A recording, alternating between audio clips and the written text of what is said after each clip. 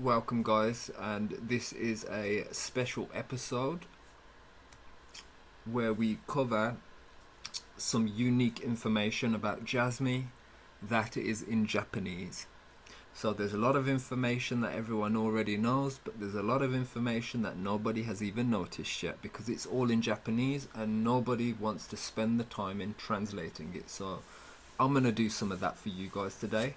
We're going to be focusing on a Twitter account called Level 08 Ando-san.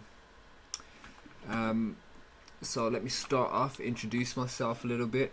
So we started streaming about Jasmy when it first got listed on Coinbase Japan, the first Western exchange in Japan, and Jasmy was listed that day. It came to my attention because of the solutions for data it solves, and a lot of the problems in society are due to data and the misrepresentation of that data and the collection of that data by maleficent entities. So we want to safeguard that data, we want to create data democracy and data sovereignty, and we want to find solutions for, the world we live in. And as people who live in this world, I think we are responsible for, finding these solutions. So this is the Discord channel that we have, and in this place we post a bit of information, post app predictions on Bitcoin, Jasmy and the related projects. We have links like this where we've got a few of the community members who are always tweeting good information. So we have these categories where whenever they tweet, whenever they post something online, it ends up in here and we get a live news feed. We have things like this where they're little presentations that have been put together from the community members to make things more understandable, such as this.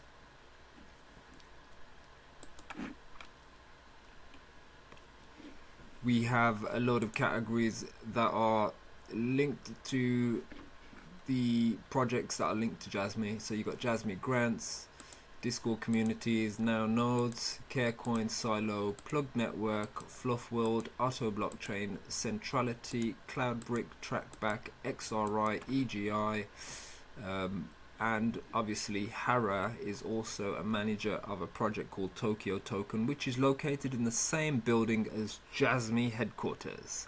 So that's also on here. We've got Slow Mist and Futureverse.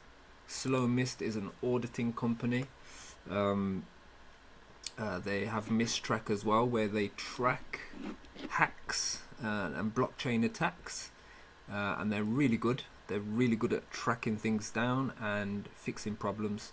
We've got a load of categories in here, but let's get on with this show. So that's a little introduction, and let's get on with this show. So today I'm covering Level 08. He's a really lovely guy. I don't know if he's a male or a female, to be honest, but whoever they are, they're really lovely. They're very kind and polite, unlike myself. I'm a bit of an asshole on the internet, but for good reasons. And yeah, he posts great content, like unique content that you're not going to find in English. So let's have a look at some of his posts. So let's get into it. About Jasmy. Jasmy Limited is a company that develops and provides IoT platforms, Internet of Things platforms. Internet of Things is a 5G concept that interconnects everything in a near field kind of way, where everything's interconnected in some way, shape or form, and the devices constantly communicate with each other when they're in close proximity.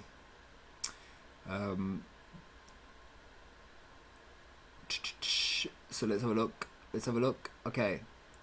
When all things are connected to the internet, the clothing, food, shelter and movement that are closely connected to people's lives will change dramatically. Jasmy's mission is to create and provide a platform that allows anyone to use things easily, safely and with peace of mind. Nowadays, important data generated from our daily lives tends to be monopolized by a limited number of companies. One of the purposes of the Jasmy platform is to restore data sovereignty, to the original owners and allow individual data to be used safely and securely. For this reason, Jasmy will combine IoT with blockchain technology and create a platform that will be widely used across industries and industries based on unprecedented ideas. Sorry if my words are tripping out a little bit. I have a broken neck and it does, it's affecting my cognitive functions a little bit. Not gonna lie, let's be bluntly honest. So my mind thinks ahead of itself a little bit. I might say a word or two ahead of itself, or I might get a word. Yeah, it's just messing with my cognitive functions a little bit. Jasmy's team is comprised of members with desires and rich experience in electronics, mechanics, communication devices, system integrations, designers, etc. And we provide the optimal IoT platform for each customer around the world. So it is also made up of ex-managers of Sony. So essentially, Jasmy is Sony without saying they are Sony. They are using Sony's technologies, such as IoT technologies, 5G technologies, and near-field communication technologies, such as contactless payments. Those things were invented by Sony themselves. Not 5G, but they do develop it. But IoT in general is a Sony concept, and so is NFCs, things like the Felicia chip that goes in iPhones. All of those were invented by Sony. So Sony make money from iPhones. Sony make money from every single Android device that has NFC built in. So let's get into it. So let's have a look. Search image with Google. Let's go into the Google Lens. Let's see what these things say, and let's start translating for you guys. Come on, let's get it. Are you ready? This is going to be a very long episode. I'm probably going to be on here all night. It's 8:34 p.m. in the UK, Saturday the 28th of October 2023. So let's start with the first image. In fact, let's start with the first image. So let's translate. What's it say? Bringing easy to understand IoT to society.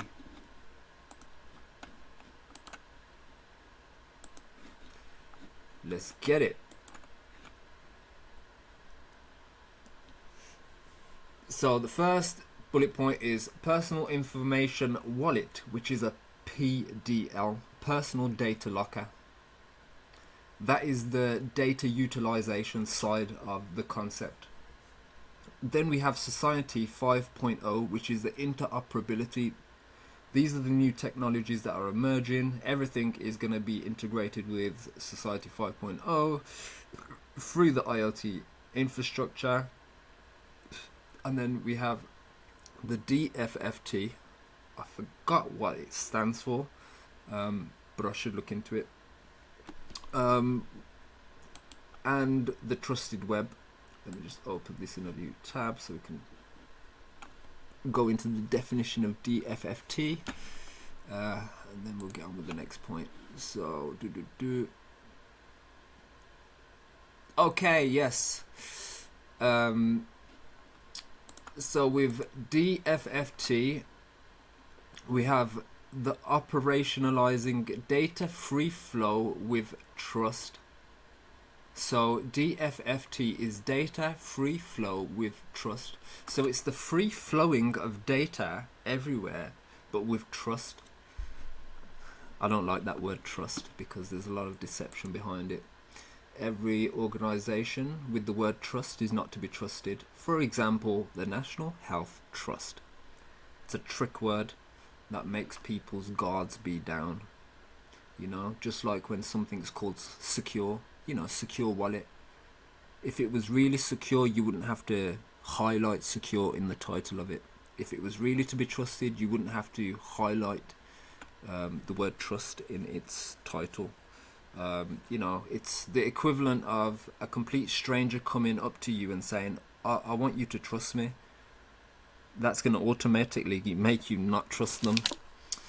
So let's go to the fourth point. Smart city planning, mass planning, IoT equipment, MAAS. So what is MAAS again? Let's have a look. I forgot what that is again. All these new terminologies. We've got a mobility as a service. So mobility as a service is going to be your automated vehicles, your robotics, and things like that. You know, driverless cars. Tesla's a bit of a mobility vehicle. Think about it. And then we have the digital twin, which is going to be a very interesting thing with machineries. So currently we have robotics, and you can plug it into a human interface. So you can have a glove on that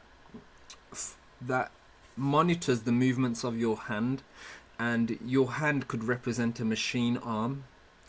You can control the machine remotely wearing these digital technologies as such.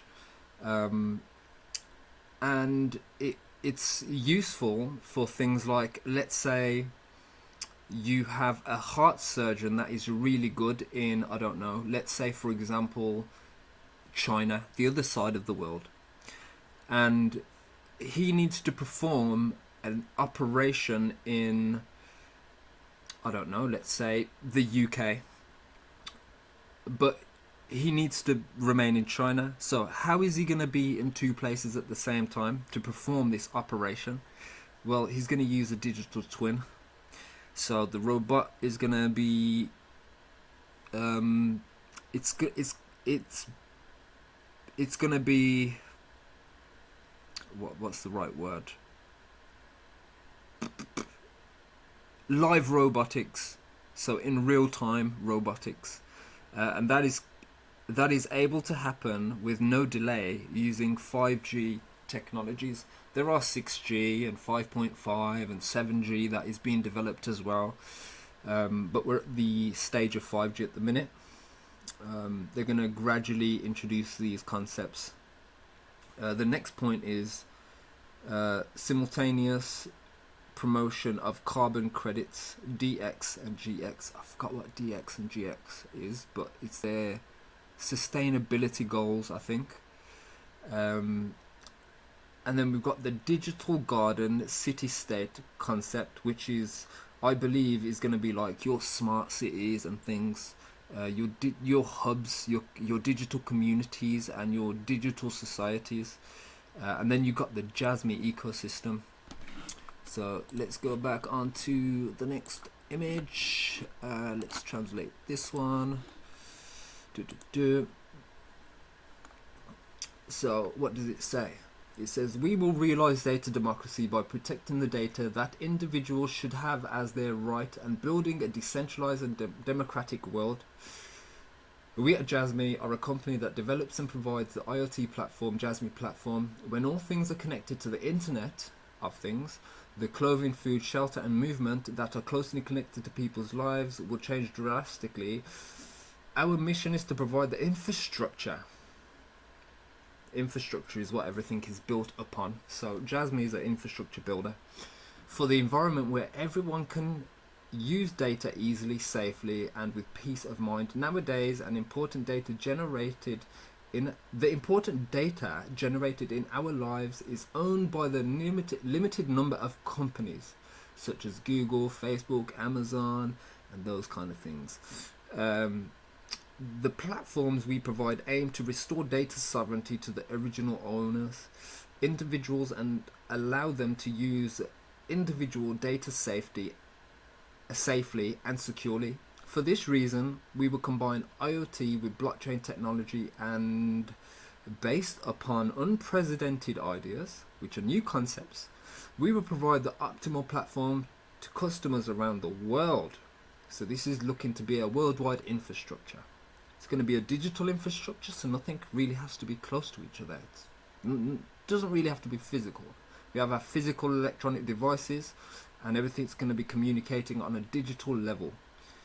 This is why the metaverse concepts are going to really take off, I think, with these technologies. Transcending the boundaries of industry and industry. I think that might be a translation error, I'm not sure. We manufacture products from the customer's perspective and develop our businesses with original ideas. I like that. From the customer's perspective. So if you got a good idea for data democracy and sovereignty, start introducing your ideas to Jasmy, because if it's a good idea, I'm certain they will help you build your idea. You helping them will help you in return, especially if you're an investor. It's best for you to help grow your investment, and that's only going to happen if you add value to the project by contributing. It costs nothing to contribute. You know, these videos, it costs nothing but time. I've just got to spend my time dissecting this information, and at the same time I will learn things, so I will gain something from this experience. Okay, where was I? We build new business foundation. Okay, we manufacture products from the customer's perspective and develop our ideas with original ideas. We will build a new business foundation by combining IoT with the platform where data is managed securely using distributed management technology such as blockchain. Based on this platform, we will contribute to the creation of new IoT business models together with many companies. So look into their companies that they are associating themselves with and their strategic partners, and you'll get a good idea of how big this project is really going to be, especially when you find out what their partners are subsidized by. Governments. Yeah, they build countries. Okay, the help of Japan once again lead the world in a new information age, which will build new relationships between people, devices, and information. We will try our best to become that. And that is Conte Ando. Who is Conte Ando? Let's just bring that up for you guys. Copy. Paste. He's labeled as an advisor now. That's nice. Chairman of BJIT, very big corporation, company. They have headquarters in Bangladesh. So look into that as well, and I think you will connect some dots into how big this is gonna be. Okay. Chairman of BJIT Limited, became president of Sony Corporation in June 2000. Having been an employee, that was 23 years ago, crazy. Having been an employee of the company since 1969, wow! On March the 7th, 2005, it was announced that he would step down and become an advisor with Ryoji Jubachi, a Japanese businessman, former chairman and president of Sony Corporation. Look how long these guys have been in the game. 1977. These guys are veterans. Do you think they're gonna make something called Jasmy when they are at the retirement age to fail? Do you really think they're gonna put their minds and efforts into a failure? I doubt it. These people are all about leaving a legacy. Their names are going to be going down in the history books. They're going to be the equivalent of kings and leaders and pioneers and builders of societies. And that's the legacy they want to leave behind. Sony focus on quality. It's not about making cheap items. It wants to make high quality, useful products. And their main goal is quality. That was their main goal. So now we know who Conte Ando is. Let's get on with the thing. Next slide. Search image, translate. Let's get it. What is a personal data locker provided by Jasmy? So number one is keep safe, accumulate your own data as your own data. Can be safely stored and managed. So you will have the choice to store your data and manage your data in real time. Currently, the system that we live in, we have to send subject access requests to access our data. I have recently done that, and it has taken me 1 year to receive my data. Very important data as well, that is important to my life, and they've literally made me wait 1 whole year. And when I received my data, it wasn't complete, it was incomplete data, so I had to send another request for them to completely give me all my data. So your data is withheld from you, it is limited and restricted from you, and now we're in a place where we will be able to take charge of our data. The other thing that I noticed within the data I have received is the amount of fraudulent data, the amount of misrepresentation, falsified accounts in the data, and it's a good job that when this data was created, I recorded that appointment. So I can prove that this data is incorrect and fraudulent. And the main concern of mine is an individual at a job was paid to do a job that he didn't do correctly and has affected somebody else's life, because this is how important data is.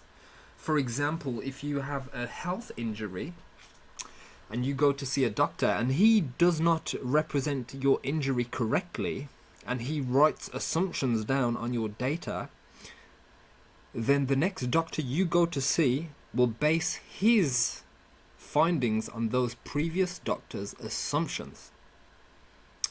You're not going to do a reinvestigation into making sure that that assumption is right. They're just going to go by the assumption, and it's going to lead to errors further on down the line, like misdiagnosis, given the wrong treatments, given the wrong medication, and all kinds of things like that. So this is why data is important, because it can affect the lives of the individual that the data is actually about. This is my main reason why I had personally found interest in this project, because it literally gives a solution to a common problem that I have found. Okay. Second point, provide only consented data. You can provide only the data you have authorized to other companies as your own. You provide only the data you have authorized to other companies at your own will each time. That is a spelling error, that's a translation error there. So this basically, from what I'm assuming, is you will get to choose who has access to your data and what data they have access to. So this is power to the people, because let's say if somebody's misrepresented your data and that's gone down in your data locker, you can dispute that incorrect data. You can say, look, this data, I don't want to provide it because I believe it's incorrect. Boom. That's a solution. Next point, monitor for unintended use. That is brilliant. So if somebody is accessing your data without your consent, without asking you, you can actually monitor it now, because it's going to be stored on a data locker, so you can see who has accessed your data. Trace the usage of provided data and monitor unintended data usage. That is brilliant. What a good selling point. Point number 4, anonymize data provided. That is brilliant. Anonymizing data. The entities that have access to your data may have a motive behind accessing your data. For example, in the UK there's an organization called Ipsos Mori. Let's have a look. Now, during COVID, what these people were doing, they were sending text messages to people's phones on behalf of the government to say, do you want to get vaccinated? Now, I did not give these people my personal data, so who had passed on my personal data to a third party I do not consent to? Now, let's have a look why I found this data, my data, in these people's hands concerning. Now, Ipsos Mori, yeah, is a market research company based in London. Why were they messaging me to get vaccinated? Yeah. Data. Okay, Ipsos Mori, we believe our clients need more than a data supplier. We need a partner who can provide accurate and relevant information and turn it into accountable truth. This is why participating, I'm going to save this here because this is something that I'm going to post in the Discord just so people have an idea of why it is important to do due diligence. Because the first thing I did when these individuals contacted me was look into the meaning of their company. So yes, it looks innocent, it looks harmless, yeah. Let's have a look.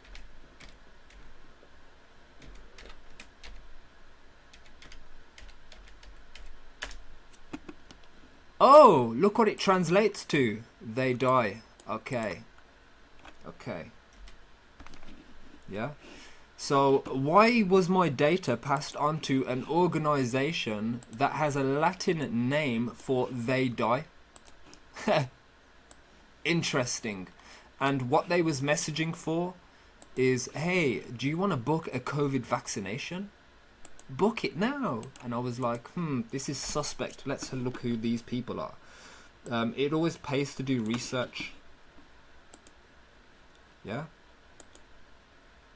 And yeah, the description of what the company is nothing to do with they die. That's just their name. Why would they call themselves they die? But let's get on with the point. So my point is, be careful whose hands your data is being passed on to. You should be able to choose yes or no. You should be able to look into who the individuals are that are accessing your data and the entities. So that was just a little demonstration of why it's important. So let's have a look at his other points. Okay. So let's translate this one. This is the good thing about Level as well. When he posts something, he posts a chain of information. in the comments, so it elaborates more. Okay, Jasmy obtains patent for new technology related to securing using second key. That is an extra added security feature.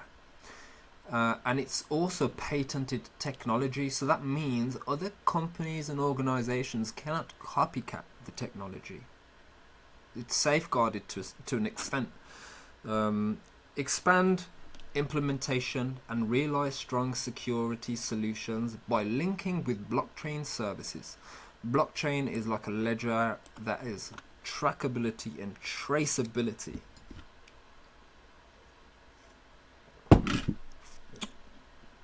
Development background. Previously, device log information includes some personal information, was sometimes saved without strong encryption. However, with the current spread of IoT, the importance of this log information is increasing. Therefore, we work to record device log information on the blockchain, invent a new key generation method, and develop a secure storage method for log information. Details of new technology, a program using the technology, and a terminal device installed with the same program creates multiple second keys using information created from the first key and multiple designated pieces of software. If a log containing the work details is recorded in the second key, it will be possible to record the log encrypted using the first or second key on the blockchain. See figure 1. Oh yeah, so I've got to go to figure 1. This is it. So let's do the translation.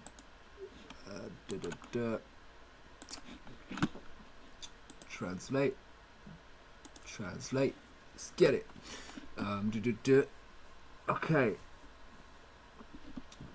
Okay, so this is figure 1. So let's start with figure 1. We'll move to the next figure. Okay.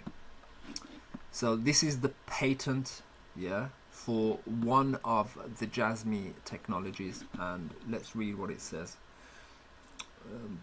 In addition, a second key is created using the first key, user information.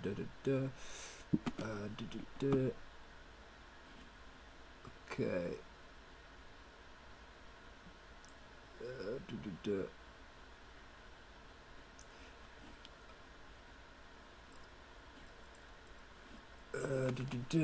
Okay.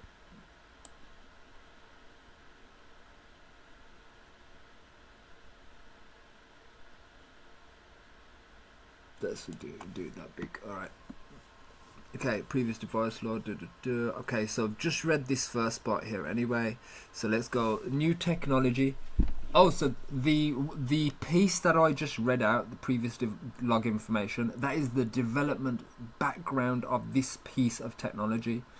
The new technology details for this technology is a program using this technology, a terminal device installed with the program create multiple second keys using information created from the first key, a multiple piece of specific software and stored the keys in the second key. Log containing the work details is recorded. It's possible to encrypt the log using the first second key and recording on the blockchain, figure 1. In addition, a second key is created using the first key, and the user information or the device information and log indicates the work content on the terminal device is encrypted using the second key and recorded on a blockchain.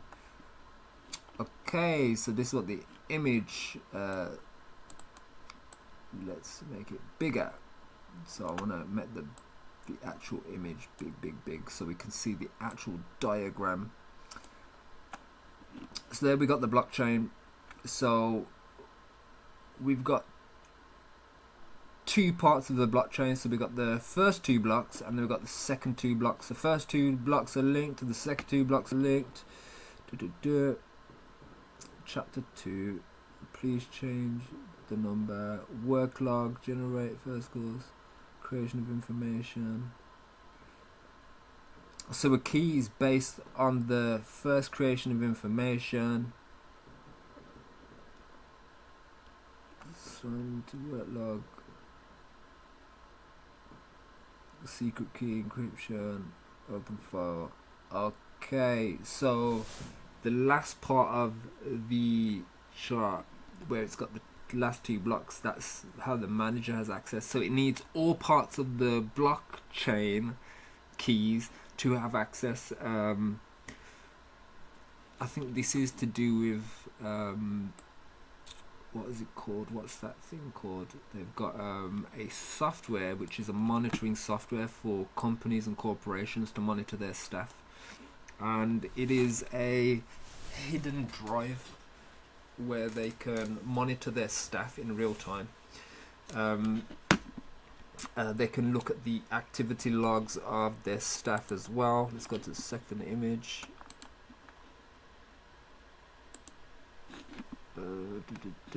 Translate.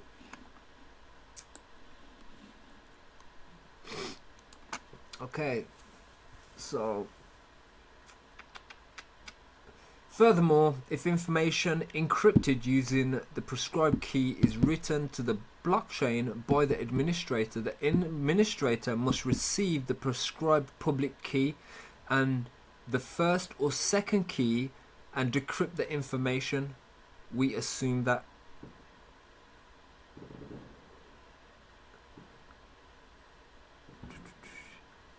So the administrator, I believe, would be the manager, and he would need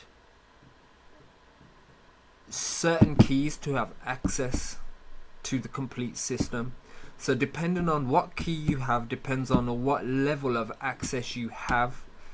That's how it seems to me. That's my understanding of it. In addition to the conventional mechanism for authenticating user terminals for the server, this technology can also be applied to server authentication from the user terminal side and can be used not only in blockchain but also a wide range of general purpose fields is expected. Yeah, so it's a mechanism of authentication, and what that statement basically says is this concept of authentication can be applied to other areas, which means that it has a lot of uses. This is probably the first, the first use of it. So they're working on this use of it, and it's probably going to expand into more use cases, especially if it proves to be highly effective. And I kind of understand why this technology needs to be created now, because you have things like Flipper Zero that can, extract data. You got Kali Linux, you can do penetration on digital technologies wirelessly because it's a digital thing. You can access things wirelessly these days, and if it's not secure, you can extract things from there. And if it's not encrypted, then people will be able to understand the information very easily, where if there's a level of encryption, it makes it difficult for people to understand that information or even decrypt that information, depending on the level of encryption involved. And they're trying to make it so it's based on many factors. So I don't know, a manager would have access to certain things within a business that an employee might not. So the employee will only have a certain level of access to the blockchain, whereas what's the best way to put it? Yeah, so the data creator or the data administrator will have a certain access. Then you have the data observer and analyzer, which is probably you guys whose data it is, where you go onto the blockchain, you go onto the platform and you check what the data is, who has access to it, blah blah blah. Then you have the data manager. Let's say a company is using that data and he wants to see how the staff are handling the data, he can literally observe the staff handling the data, and let's say, for example, one of the staff steals some of the data, there will be a log of that theft, and it will be pinpointed to the individual who had access. So it's going to be a level of traceability also, which is brilliant.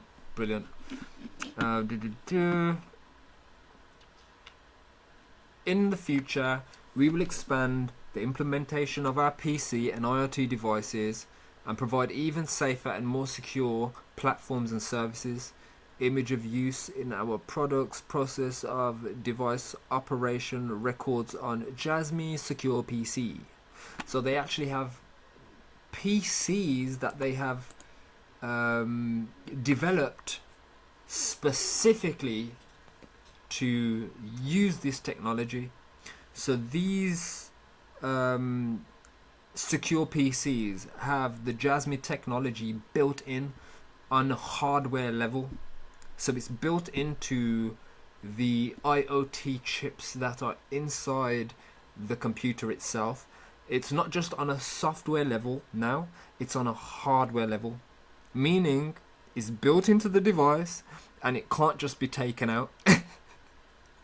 Yeah, man. Process of device operation, processing of confidential information and authentication logs during user authentication, including biometric authentication. So if an employee wants to have access to his work PC and he's handling the data, a part of the login mechanism may be using your biometric data to log in, so they can pinpoint who is accessing that data down to the individual, which is very important, especially when data thefts are happening, data breaches are happening, data ransom is happening as well, ransom over data. Sony was recently a victim to that, where a hacking group had hacked them and took some employee data and things like that, and they were trying to they were trying to create a ransom and say, hey, we want X amount of money, otherwise you're not getting it back, or we'll put it on the dark web and all this kind of stuff. Yeah, so this is what solution it will fix. You won't find this written in English, by the way, so this is why this kind of stuff in Japanese is very important to understand what the product actually is. Management of log information in IoT devices. So you'd be able to look at who has access, what people have been doing. I will later on go through a demonstration of how the software works, because they have videos of demonstrating, alright, this is a slide here and this is what this shows and this is how this will work, and we'll go through that in a bit. Log management for editing and transferring important information in apps such as wallet apps. So these softwares are probably going to be integrated with Jasmy wallets of some sort. Jasmy Secure PC is useful for telework and mobile work. Yeah, working from home, call center work, things like that. Our unique blockchain technology provides a safe and comfortable working environment, software for PC realized through technology. And here is Harris' tweet. New technology patent for security using second key. It took about 3 years to get it, because we originally tried to get it very broadly. Blockchain is a supporting technology for improving security, but as patents can be an ace striker. So yeah, let's go to the next part of the tweet. And then we got this here. Man, he really puts all of the information really well, man.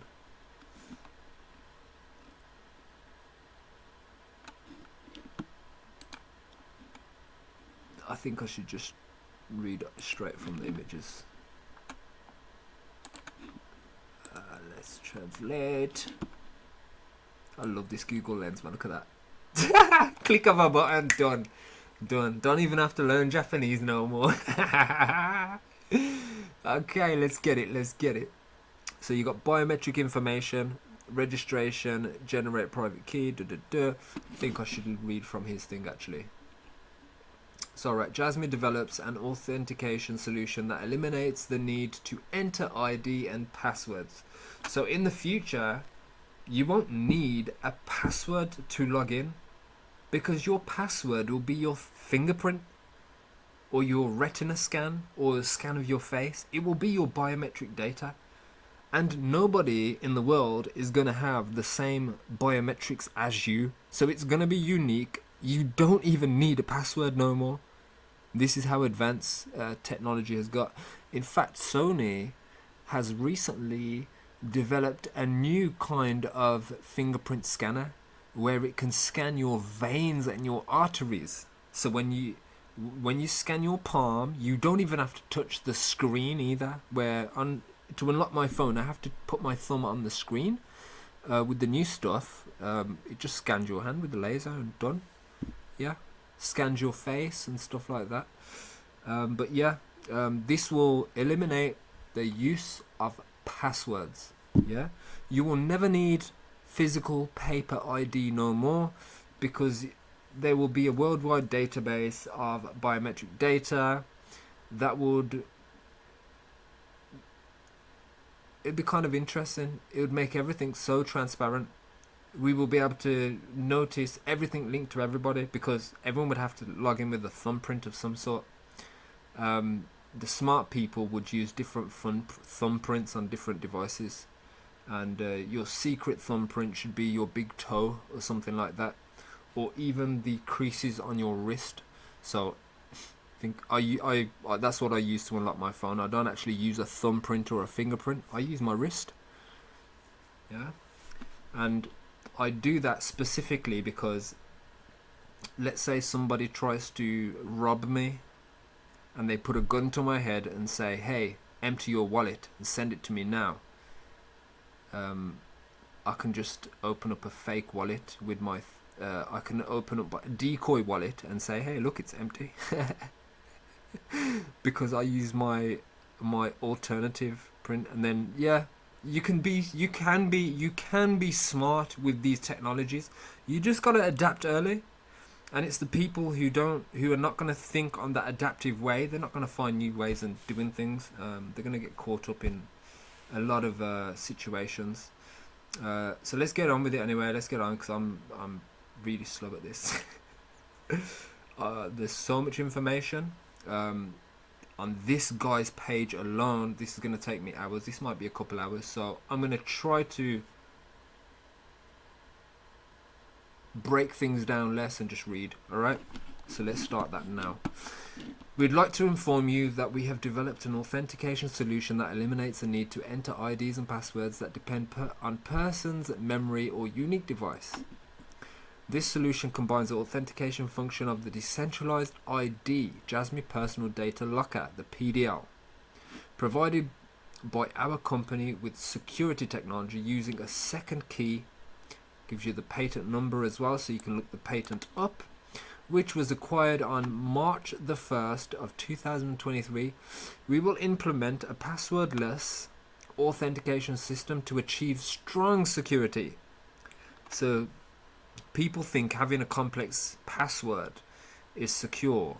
All you have to do is do a dictionary attack on a password using Kali Linux and Aircrack.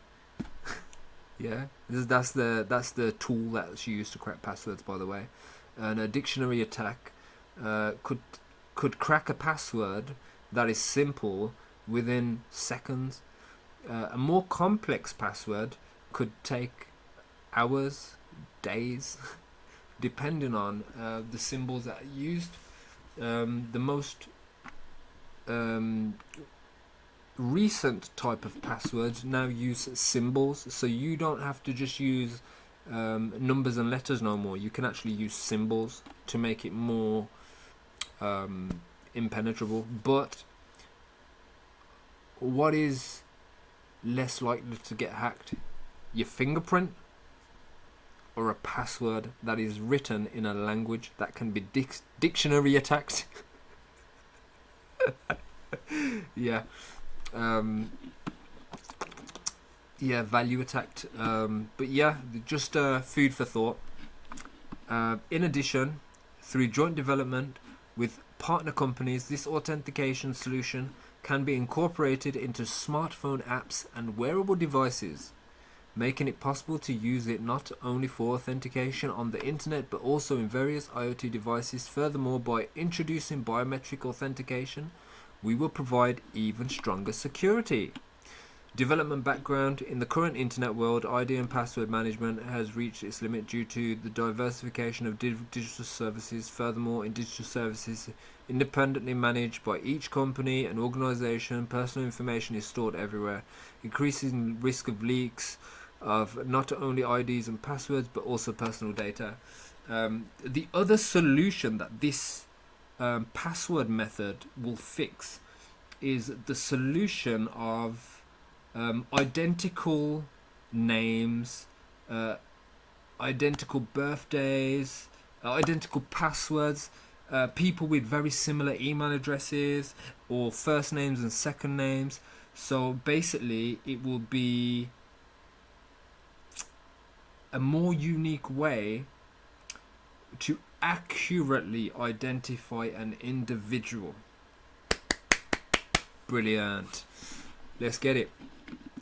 Okay, so that's that bit. Therefore, our company has developed a secure authentication solution not only online but also for IoT devices by utilizing the security technology. Secondary key, patent number. So they've even written the patent numbers for you guys to look up. So they want to reassure you. Yeah, this is proof of concept. And when we see the technology working, that would be proof of technology. And from that point onwards, things will just move very fast because it will just be getting adopted at an even faster rate. Once things go past a certain level of adoption, that's when value will skyrocket like crazy. This is by far one of the newest and most advanced technical security features I have seen ever. And that's a big fucking statement. Excuse my language. That's a big statement. New technology details specify the smartphone app or device hereinafter rewards are referred to as AD authentication device that uses this authentication solution and adds add an ID password information used for various services at that time. You'll be able to automatically generate a secure password. Additionally, the patented key generation method is used between AD authentication PF to achieve secure public key exchange. So that could be, I don't know, you can get these USB stick kind of things with the thumb print reader. It could be just a simple device like that you can just plug into your phone with your USB port, or even connect to your phone using Bluetooth or Wi-Fi, or even NFC. Yeah, or Felicia. So it would be just a small little device. In the picture you can see the memory stick kind of thing with the key image next to it. So that's your personal key.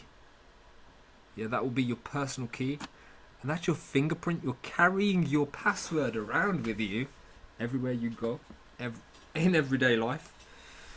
You're carrying your future password on your body right now. You don't even know it. We're using biometric information. Biometric information can be registered, but biometric information is recorded in AD. It is not registered in an authentication PF. See figure 1.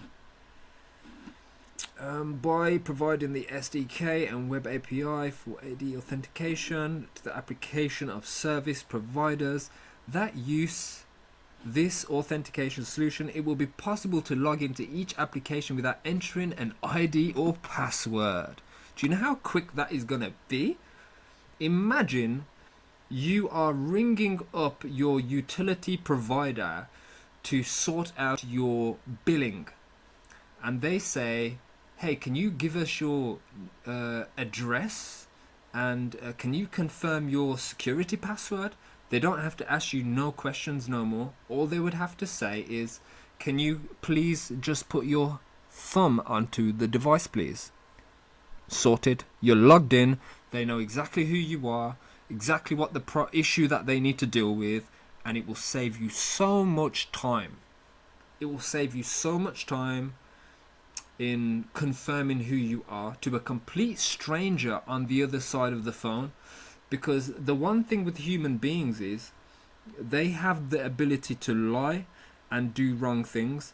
Therefore, when your utility provider, you're in contact on the phone with your utility provider and you're giving your personal information over the phone, you do not know who that person is and what they are doing on the other side of the phone. They could be writing down your bank account details, your sort code and your personal information, and then next thing you know, you have somebody who is stolen your identity. So essentially, this is the biggest solution that has ever been made for identity theft. I think that's a very good winning point. Food for thought. I'm just being very logical in thinking for what use cases this is going to have. This is going to have such a big impact in the way that people do everyday things. You know, you're going to pay your taxes. You scan your fingerprint. All right, this is who you are. This is what you owe. Blah, blah, blah. This is the data. This is your receipt. You know, it's going to be so much easier. So much easier. Things to do with your housing. Things to do with healthcare. Yeah? Use your fingerprint. We know who you are. What's the issue? Blah, blah, blah. Etc. Okay. When using biometric information, okay, I read that bit. By providing the SDK and the Web API authentication, the application of service providers that use this information authentication solution, it will be possible to log into each application without entering ID and password.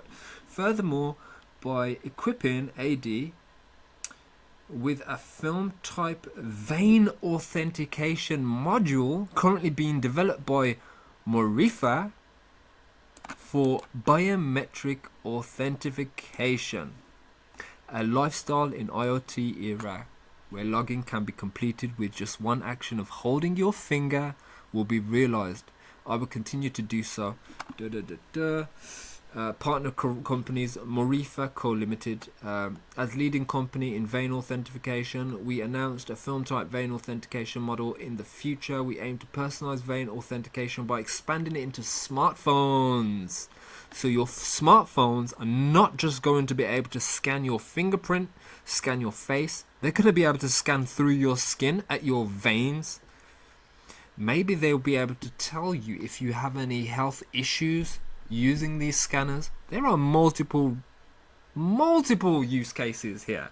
Come on. Smartwatches and wearable devices. Smartcom Laboratories Co Limited developing on-site sensing solutions using IoT technology for purpose of solving problems in the medical field, a comprehensive community care and development individual solutions aiming for well-being. Applix, this is a very big company, Applix is. Morifa is pretty big actually. I've not heard of Smartcom, but Applix is big.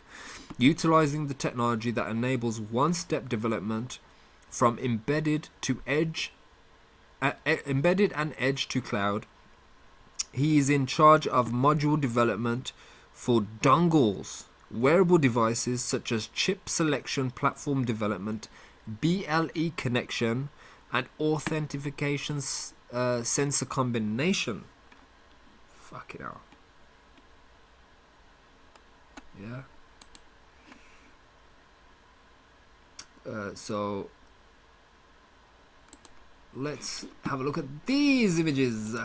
Yes, I do want to quickly go into these companies so we know what they do. Let's get it. Let's get it.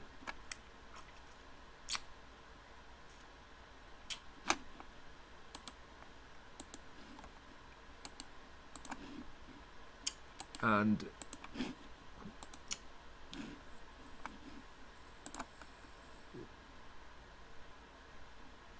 yeah man, yeah man, yeah man, yeah man. Nobody's allowed to email me, so I'll hack your fucking accounts, you bastards.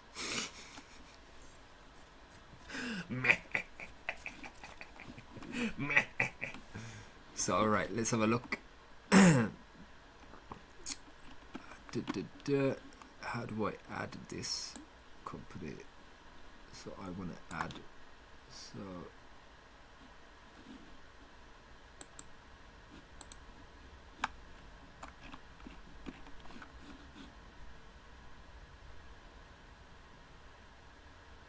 it says it's an unclaimed page, but let me just drop this quickly into the Discord for everybody so they can have a look, and then so I can close that one now. So this is what we want to have a look at. So this is their finger vein scanner.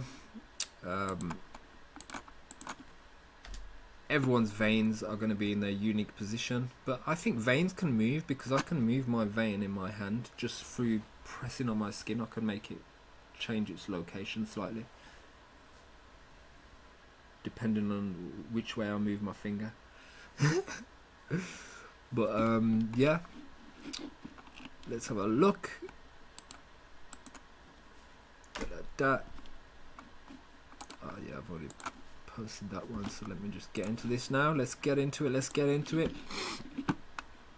Most advanced biometrics technology from Japan.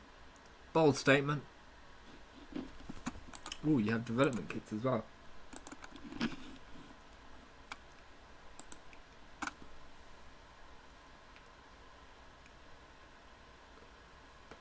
Oh my days, I'm going deaf in my left ear.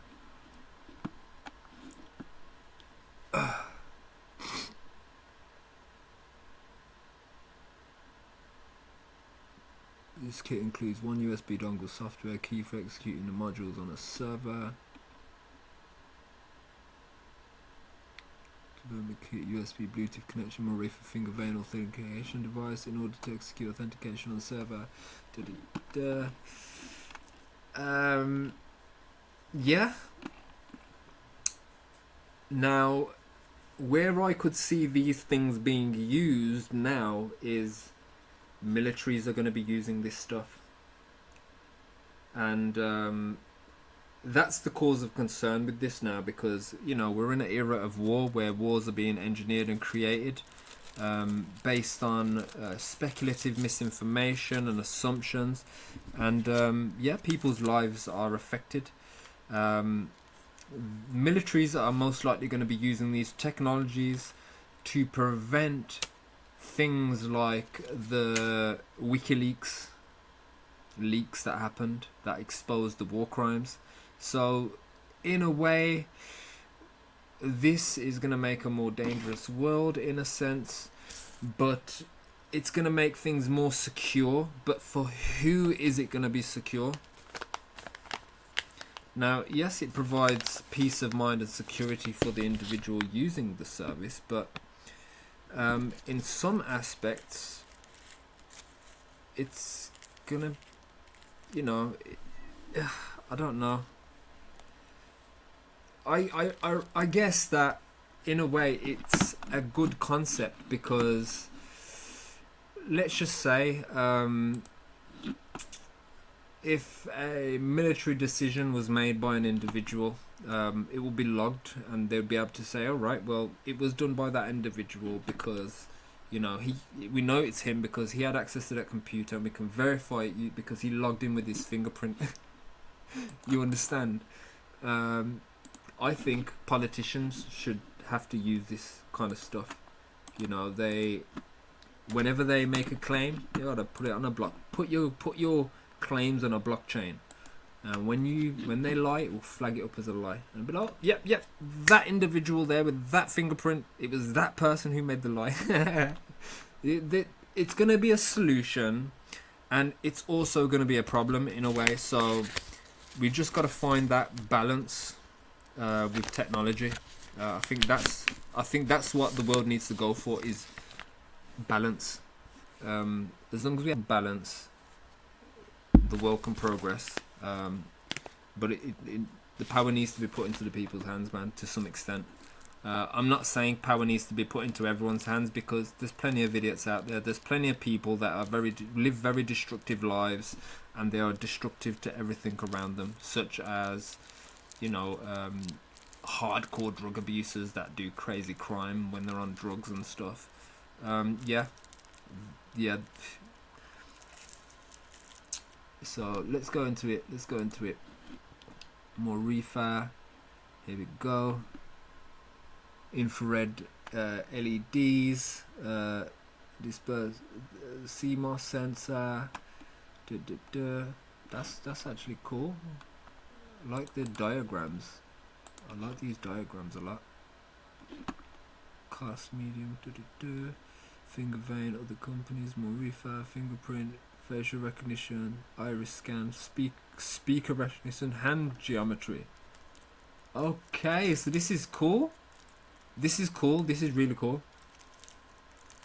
It shows you the level of security based on what it is. So you got the finger veins, which is highly accurate, because everyone's gonna have yeah. So Morifa is highly accurate. Size of template is small. The cost is medium.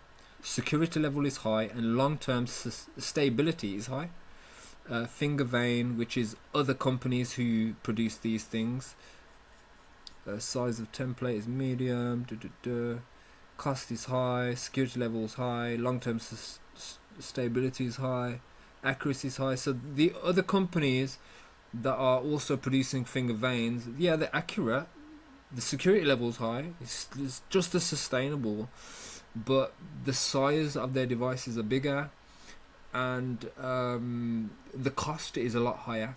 So this seems to be a more cost-efficient way, especially if things are going to be mass-produced. They're going to be in all devices. They've got to make it so it's cost-effective and affordable. Then you got fingerprint. So biometric technology. So fingerprint is a medium accuracy. I have actually seen people log into other people's phones using the fingerprint, which has confused me. I'm like, how has that happened? And they didn't even use the fingerprint to do it either. Size of the template is small. Cost is low. Security level is low. Long-term sustainability low. I think the long-term sustainability of fingerprint is good. You got facial recognition. Accuracy is low, yeah, because facial features do change. People lose weight, gain weight. Yes, your eye space and your nose and your mouth space would be around the same kind of levels, but let's say you have an accident, your features are going to change, aren't they? So facial recognition might not be so good. Size of template large. Cost pretty high. Security level low. Long-term sustainability low. Iris scan high accuracy. Size of template large. I don't know what they mean by size of template. Cost is high. Security level medium. Long-term sustainability medium. Everyone's iris is unique, just like a fingerprint. Speaker recognition low. Yeah, because you can use AI technology now to replicate people. So that's becoming dangerous. And even facial recognition, AI is kind of putting that at risk now, because you can literally just get pictures of people and generate an AI version and fake log in using a picture. Speaker recognition, people's voices change. You can also AI engineer somebody's voice these days. Hand geometry, the shape of your hands. I think that one's a good one, yeah. Because my hands, actually, yeah, you do lose weight on your hands, but your hand shape and size does remain the same, but it could change because people grow and their hands grow with them. So hand geometry is always changing. Yeah. So I'm just looking at it logically, that's all. Copy. So that's more reefer. I think it's a pretty good company.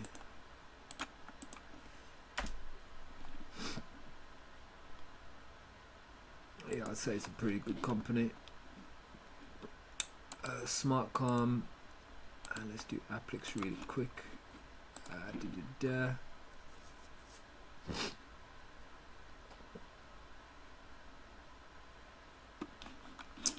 Okay, so Smartcom Laboratories, code solution about services, consulting, planning, location service for medical care facilities, community-based integration core solutions. That's good. That's going to be your smart cities, community-based. Corporate profile, individual solutions, values, topics. Let's have a look at values. Let's have a look at the values, company values. I think that's important. Medical facility, by grasping real-time location information and analyzing flow lines of medical staff, patients, doctors, medical equipment, etc. If unusual movements of patients are detected on the site, video can check at the same time to provide optimal patient care provides possible, so contribute to improving operational efficiency and optimizing the placement and behavior of medical staff. Do you know what? This is a good technology, man. This is a good technology, man. Nursing homes based on the locational information of nursing care staff, residents, nursing care equipment, etc. If we detect unusual movement within the hospital or wandering outside of the hospital, we provide optimal care at the same time. We'll also contribute to improving. Why does it feel like they're trying to make a human prison of some sort where everyone's tracked and traced to the level where you got Big Brother watching your every move? You know, you probably have a camera in the fucking toilet bowl next. Logistics warehouse, by understanding real-time location information of staff, mobile racks, forklifts, etc. we aim to shorten the time and effort required to search for something. In addition, it is possible to analyze the flow of equipment, etc. in the warehouse and design an optimal layout with less time loss and improved business process. Fucking brilliant. This is more about the tracking side of things. Yeah, I like that.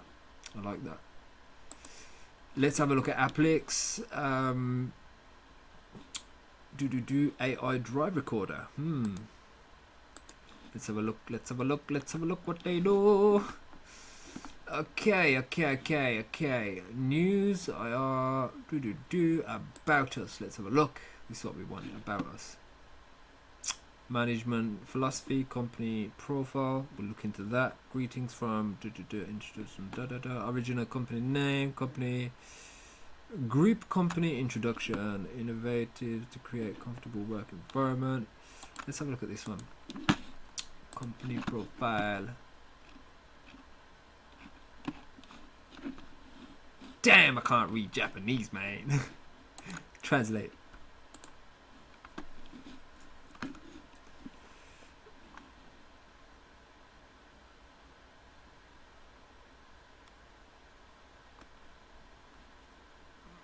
Oh, look. Main business partner achievements in order to in no particular order. Nestle. I hate Nestle. They make some toxic fucking foods, man.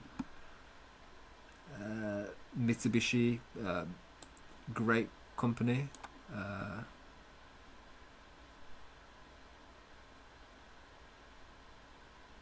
I've heard of Miko. Tokyo Gas Engineering Solutions, that's big.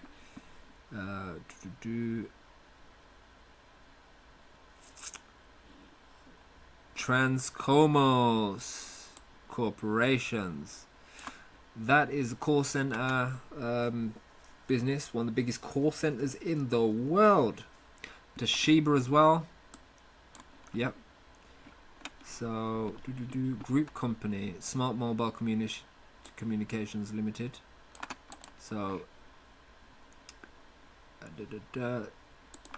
search that.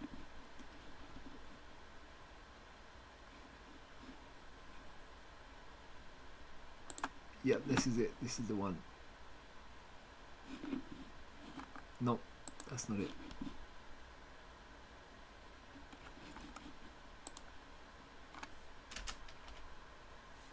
Japan.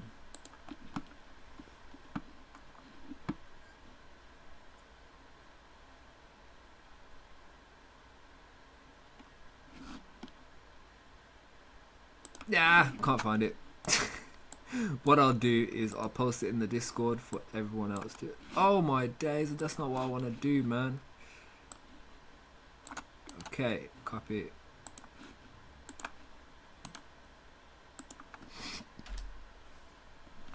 Let me just leave a note in the Discord as well for everybody to let them know that that part of the technology is a game changer.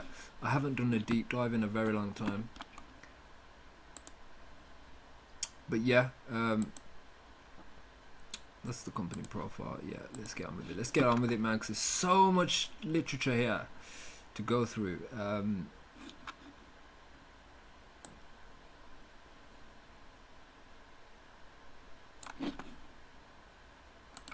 So this is the image I want to look at. This is the main image. Here we go, here we go, here we go. Morifa finger vein authentication technology.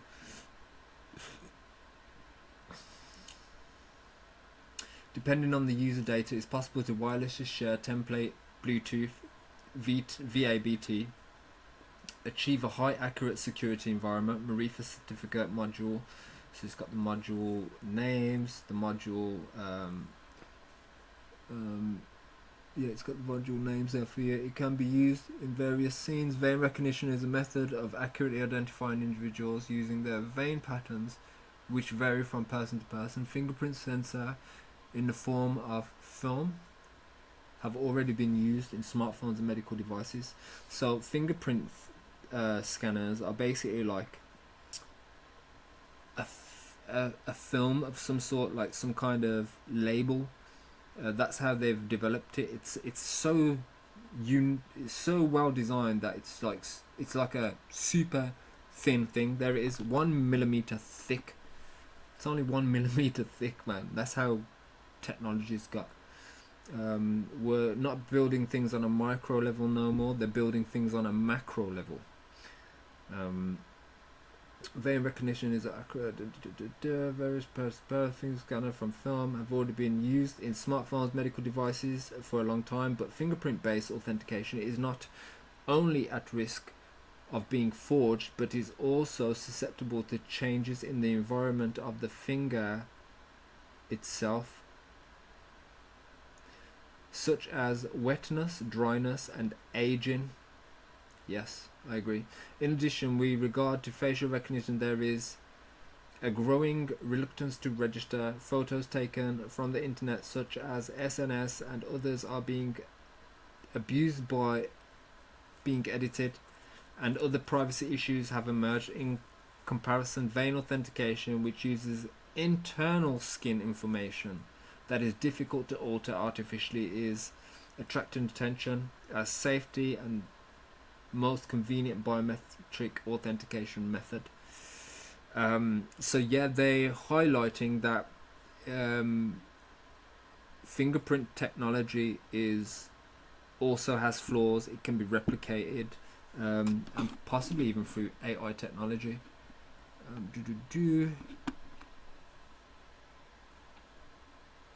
Let's go to his actual post now. So let's go to his actual page. Boom. This guy's great though, man. Okay. 3 hours ago, let's see this. Committed to ensuring free agreement and principles was confirmed regarding the provisions regarding the free flow of data in Japan, EU, EPA. That's a big thing.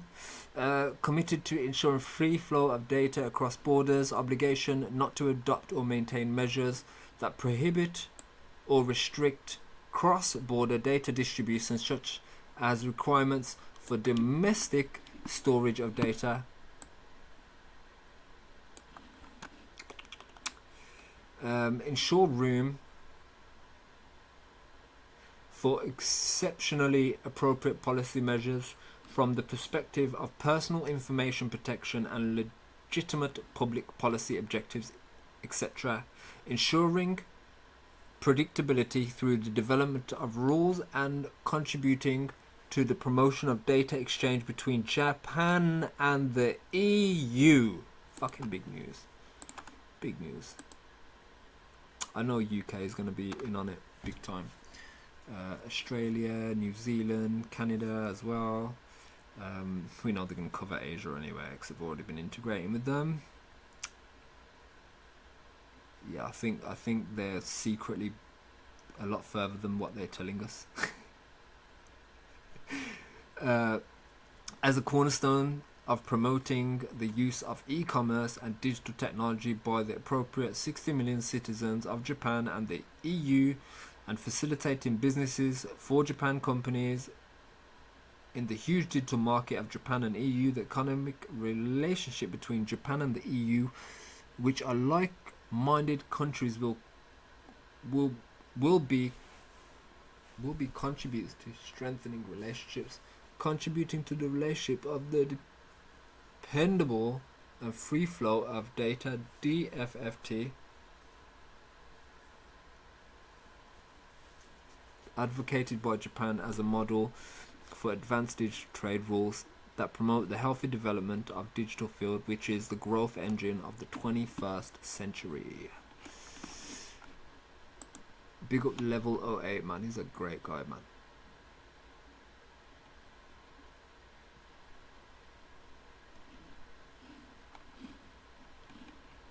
That's like that. ChatGPT has over 100 million users, but no one's using it correctly.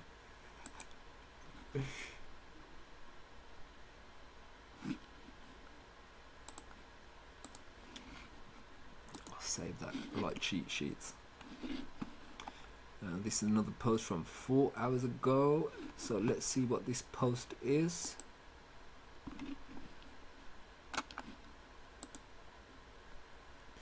Oil in the 21st century is data. Today, Japan and the EU reached an agreement in principles of data flow provisions.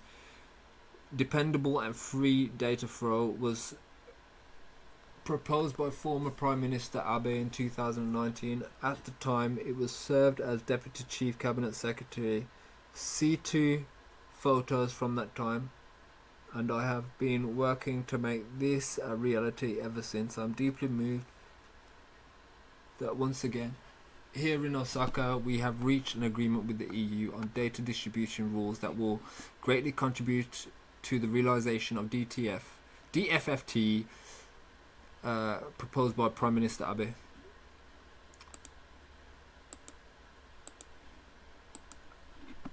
I don't care. Donald Trump, man, he's a fucking crud, man. He's on crud. Let's see what these guys are saying. I saw this one this morning. まさにデータはですね、21世紀の石油とも言うべき経済の発展を左右する大きなデジタル貿易、データの取り扱い、大きなテーマであります。そうした中で日 EU で合意をいたしましたので、これが一体化をし、当時の安倍総理がですね、その時以来、このことについては取り組んできて。Yeah, the volume's pretty low on that. But yeah, that was a good post. I did actually check out this guy's page earlier because he posted. There's another Japanese guy as well that posted about this, but I didn't actually clock onto it's a big deal. But it looks like it ties into Jasmy. Great.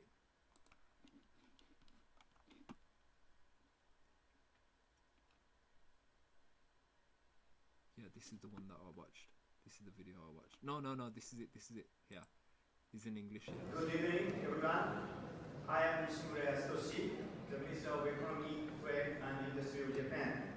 I'd like to express my gratitude to Mr.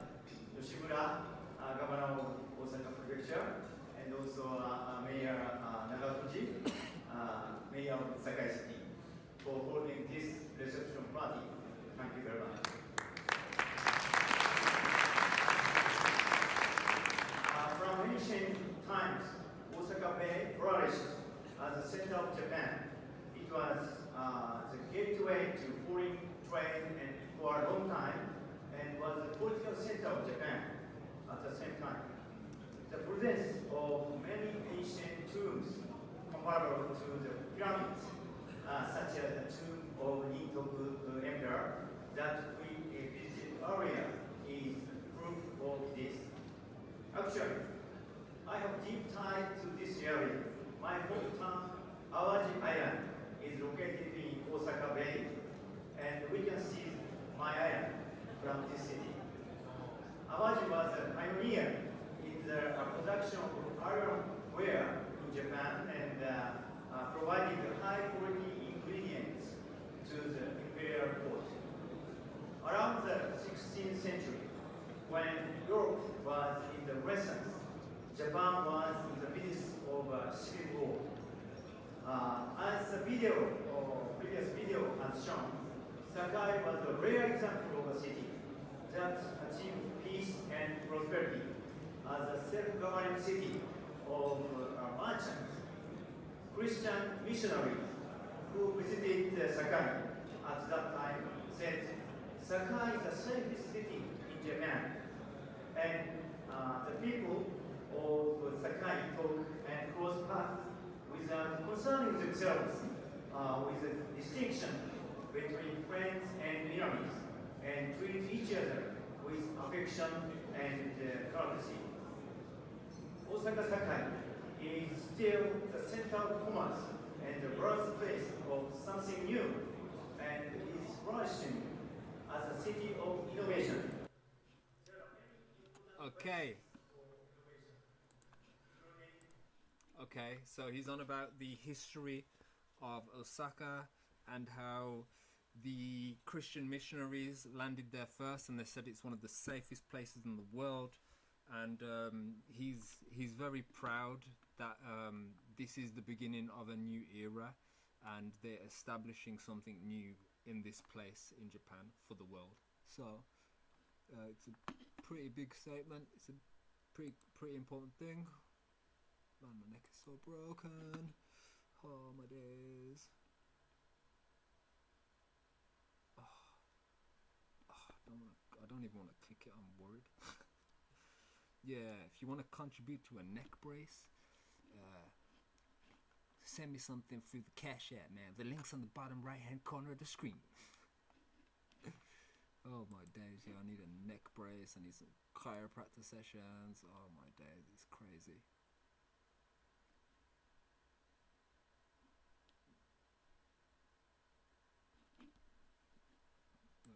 So let's have a look.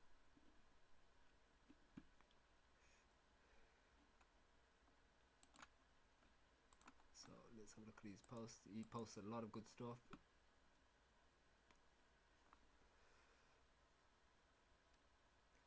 The image of decentralization equals big company plus big company plus big company plus big company plus the individual has never changed. Although it may be called half-hearted, I think it's necessary to move forward from Web 2.5.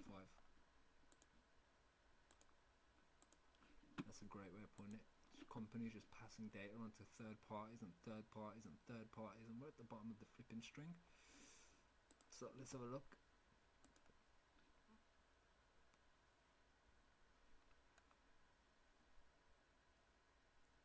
J-Frame may not be able to beat it, but personally, when it comes to bringing entertainment to cars, no other manufacturer can beat Sony. They have PlayStation built into the cars, man. People be playing Forza and Gran Turismo while they're driving the cars. Okay, I just gotta find some this is it, DTF.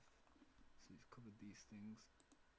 He covers these things before they happen, and today we had the meeting for DFFT, and he's been covering it for a while. So accumulation of reliable data is essential for data utilization and the development of AI. The new international organization, IAP, will be established to materialize DFFT. That will be to bring value, materialism. It is difficult to unify the laws of each country, so demonstration experiments are conducted within a regulatory sandbox, and only those that pass will be disseminated to the world. Sounds interesting. Although it's possible to utilize data within a single country without any problems, personal information protection laws vary from country to country. DFFT needs to be developed for free and reliable data distribution to access cross borders across countries.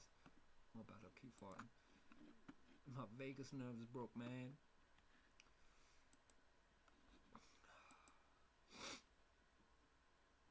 Personal Information Protection Commission International Strategy. The Commission has been working on measures to promote DFFT for some time, as well as understanding global trends such as legal systems of each country, strengthening cooperation with authorities of each country based on the current situation. The committee will take lead in clarifying the immediate strategy of international initiatives.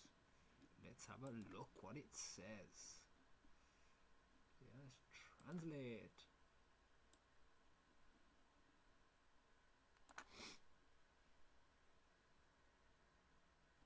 International strategy.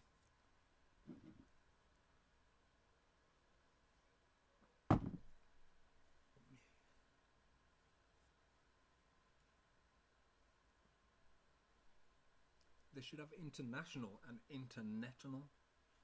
Internet's going to be like the web. Oh my days. I just got to kick my neck.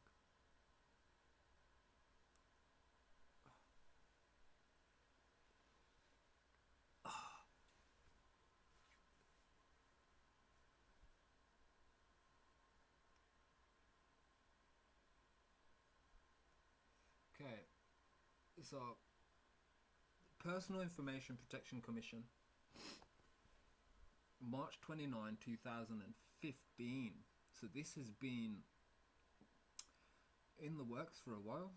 In recent years, the importance of smooth cross-border flow of data, including personal information, has increased as the flow of data has increased with the development of a digital society, particularly with the globalization of economic and social activities in the progress of information and communication technologies. Under these circumstances, the Japanese government advocated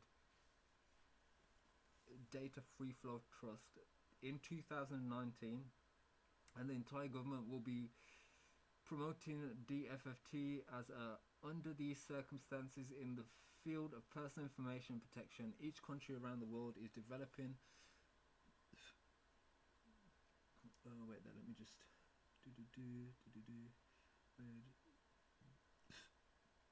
field of information protection. Each country around the world is developing its own personal information protection laws and regulations, and efforts are being made to understand global trends in each country's laws and regulations, and to communicate with each country's authorities as corporate activities become globalized in order to address risks such as data localization and unrestricted government access. There is a need to strengthen corporate. Man, this is just a very big bullish signal for me, because man, unrestricted government access. So this is going to be used by governments for starters. This is going to be used by world governments, world militaries, healthcare systems, policing systems, all kind of systems, billing companies, utility this is going to be used big time. Yeah, this is going to be fucking huge. In order to access risk, there needs to be a strengthened cooperation between governments, further promote discussion with international organizations, etc., and utilize privacy enhancing technologies, PETs. In addition, see, look at all these little acronyms. Oh, it's so confusing to keep up with all these new terminologies. In addition, in Japan, You know what? We'll get used to it though. It will become second nature. We'll become fluent with these terminologies when we see them so many times. It will just become like a language to us. With the implementation of the unification of a public sector through amendments to the personal information protection laws under the Act on the Development of Related Laws for the Formation of a Digital Society, Act number 37 of 2021, public will also be necessary to ensure that personal information is handled appropriately in relevant departments. The Personal Information Protection Commission, hereinafter referred to as the committee, has been working on measures to promote my days DFFT for some time, as well as understanding global trends such as legal systems of each company, strengthening cooperation. I've read all that bit already. Creating an international environment allows safe, smooth cross-border. Read all that. Process discussion to ensure significant protection of personal information in the international frameworks related to DFFT, in particular, keeping in mind that Japan is the G7 host country. Yeah. We will continue to hold close consultations with the United States, Europe, G7 and OECD countries. I don't even know what OECD countries is. That's a new one. I'll look that up. Learn something new. What the hell? My mouse is... Fuck it, just do that. No, that's what I meant to do. Yeah, there. United States.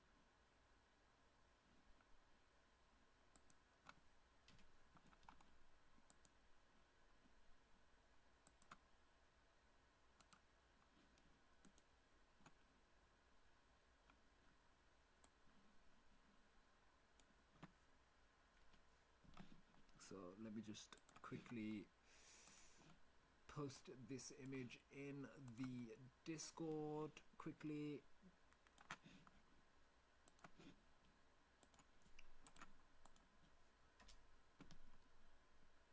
I'll just post them in the Discord so I have a good reference. Okay, so close that now. Go back to this. That shares the fundamental values and strengthening cooperative relationships with the Asian Pacific countries. We aim to establish the global standard that will ultimately contribute to DFFT regarding cross-border transfers of personal data based on the diversity of personal information protection systems in each country. We do not take an excessive approach, but rather create an international environment where different legal systems and international frameworks coexist and are interoperable. We aim to build after understanding at least the needs of the business operator. We make multiple choices depending on the type and scale of the business. We aim to create an international environment in which people can choose easily available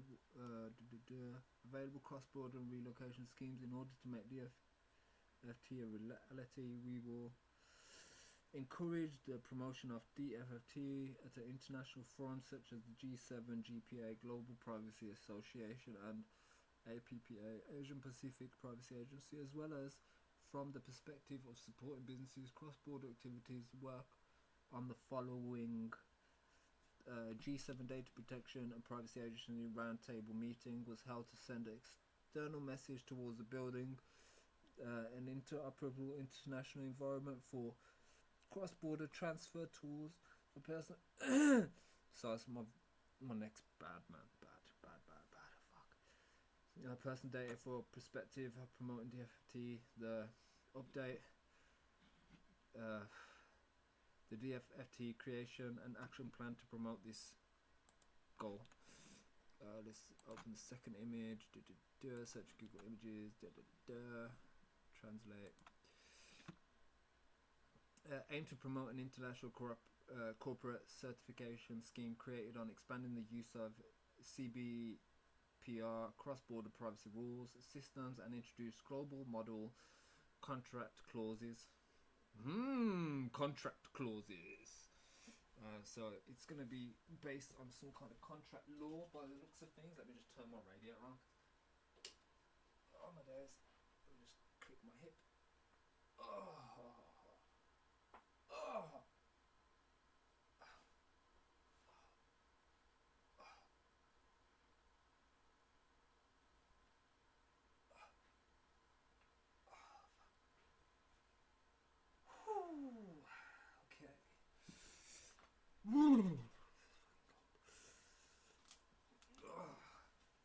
Okay. Okay. Contract clauses with countries, regions that have personal information protection systems that are recognized to be at the same level as Japan, aim to further develop a framework of mutual smooth personal data transfers, mutual recognition frameworks. In particular, discussions will be held with a view to expand the scope of mutual recognition between Japan and the EU and the UK, and the public sector to include the public sector and academic research fields in order to address risks such as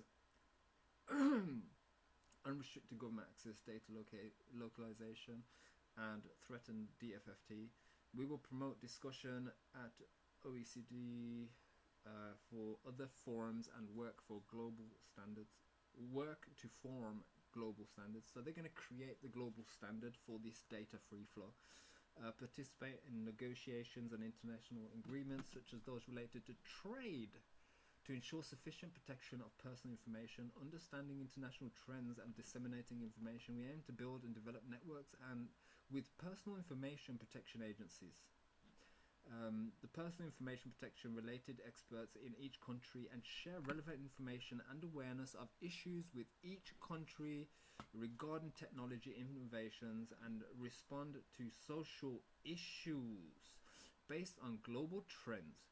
We will utilize them in Japan's policy planning. Specifically, we will work on the following: actively participate in international forums such as the GPA and the APPA, as well as meetings sponsored by private organizations. Who are these private organizations? I think they need to elaborate on who the private organizations are, because we are in the public sector, and if they want this data to be transparent to the, we're the data creators. It's our data that is being handled. But this meeting is sponsored by private organizations. It's a bit of a concern. You mean like private banks? Like the banking system. We don't know who the private owners are of the banks. The only part of the bank that is public is the building itself. The beneficiaries of the banks are all private. You'd never know the names. They'd never tell you the names. So that's a bit of a concern there. Let's be honest. We will proactively disseminate Japan's efforts at international forums, as well as prepare for hosting international conferences in order to understand the responses related countries and deepen cooperation with each country. Information collected by the committee will be widely disseminated so it can be used by businesses operating across borders. In particular, we will disseminate information on personal information protection laws in other countries after understanding the needs of companies. Strengthening cross-border enforcement cooperation systems. Cooperation systems. So this sounds pretty good. Cross-border enforcement cooperation system. In response to the increase in cross-border activity of businesses and the increase of cross-border data flow, including personal information, is expected that there will be further increase in cases that cannot be handled by each country alone. The committee will promote a collaboration with relevant nations, organizations on individual enforcement cases, and will seek cooperation from each country when necessary. We will further strengthen our cooperative relationship so that we can specifically, we will work on the following. In addition to participating in an international framework, With the enforcement agencies of various countries participate, we will build close cooperation, relationships entering the enforcement authorities of the country where strategic cooperation is required. You know, the thing is with this situation, some of the enforcement agencies of various companies are very malicious.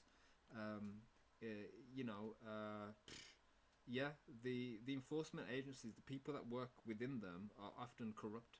All you got to do is look at Scarcity Studios and Gangster Times, for example, channels on YouTube where they post all the corruption. You know, people within these organisations that do a lot of crime. I would call it organised crime because it's an organisation. So let's have a look at these other ones. So we've seen that one 21 hours ago. Let's see this. Translate post. I support electric cars, but car accidents can be life-threatening, so I don't think it'd be a good thing to spread them all over the place. It's good for the price competition, but I don't think it's worth buying because of recalls, durability, extra features that wear out parts, and poor after-sale services. Isn't it still 20-30 years ahead of Toyota? Let's have a look.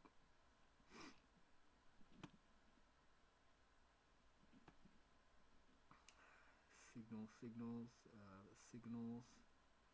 Let's see what this is.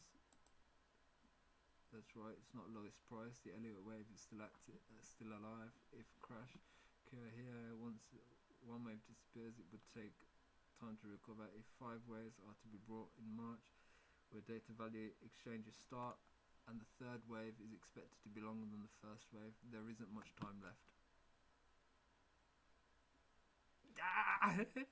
You know what I love, yeah? Oh no, that's wrong. 2, 4. Okay, yeah, that's double what I predict. 2.4 cent. I think first stop's going to be 1, 2, and it's going to do a triple climb. It's going to be a lot of pressure. Jasmy, how addresses the issue. Jasmy community will grow. Okay.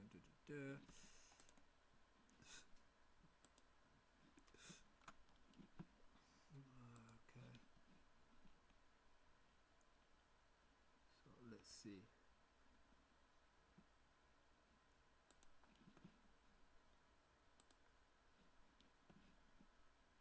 Study group of the idea form a mobility roadmap. 6 sessions regarding autonomous driving. The current level of autonomous driving is technically established up to level 4. Let's have a look at this image. It's not related to Jasmy, but it is because it's still data and it's still the technology that's going to be generating data. So technically these kind of things are driver conditions, self-driving, brain off, fully autonomous driving, autonomous under specific conditions. Yeah, condition of okay, yeah. So it just shows how the evolvement of autonomous driving. At the bottom we have the driver, where you're in control. Then you have assisted driving. That's like cruise control and things like that. Then you have hands off, automatic driving function under specific conditions. Eyes off, where you don't even have to watch the road. And then you got brain off, where you don't even have to think about the journey while it's taking you there. And you got drone flight. So these charts are good, man. I'm not gonna go into that in detail because I'm gonna look for his Jasmy kind of stuff now. Depcoin is also related to Jasmy in some way.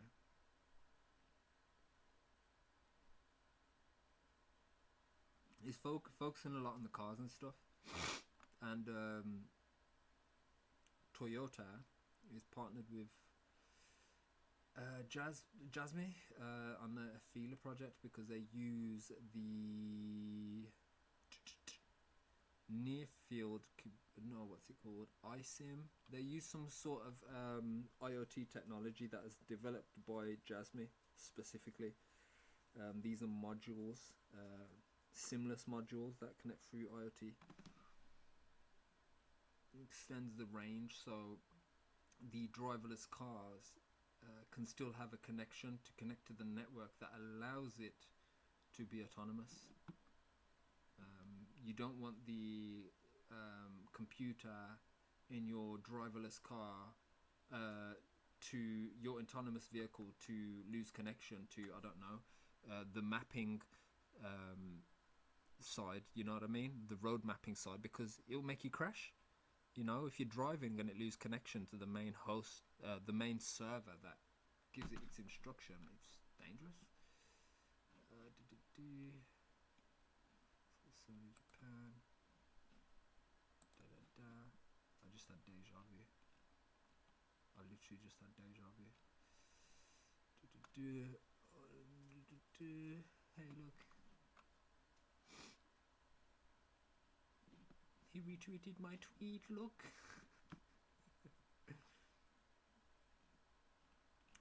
Let's go find. I'm gonna do proper deep dive though today. This video is gonna be like a good few hours. I'm gonna break down what's what as well, like how it fits together and stuff.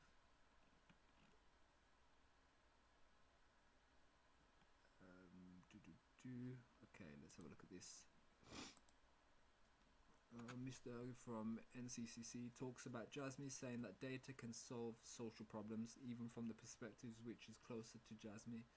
I will able to summarize the same views and better verbalize them as a direction that Japan should aim for.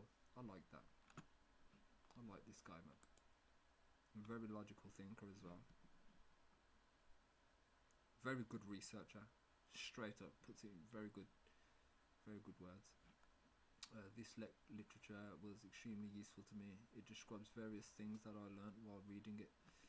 First of all, its author is representative director of NCCC, artificial intelligence that uses data to solve social problems. With the rapid spread of AI technology, discussions have been around the world regarding how to use AI technologies, including its ethics, to enrich human society. We will propose how we can accept new technologies and connect them to solving social problems and controversy.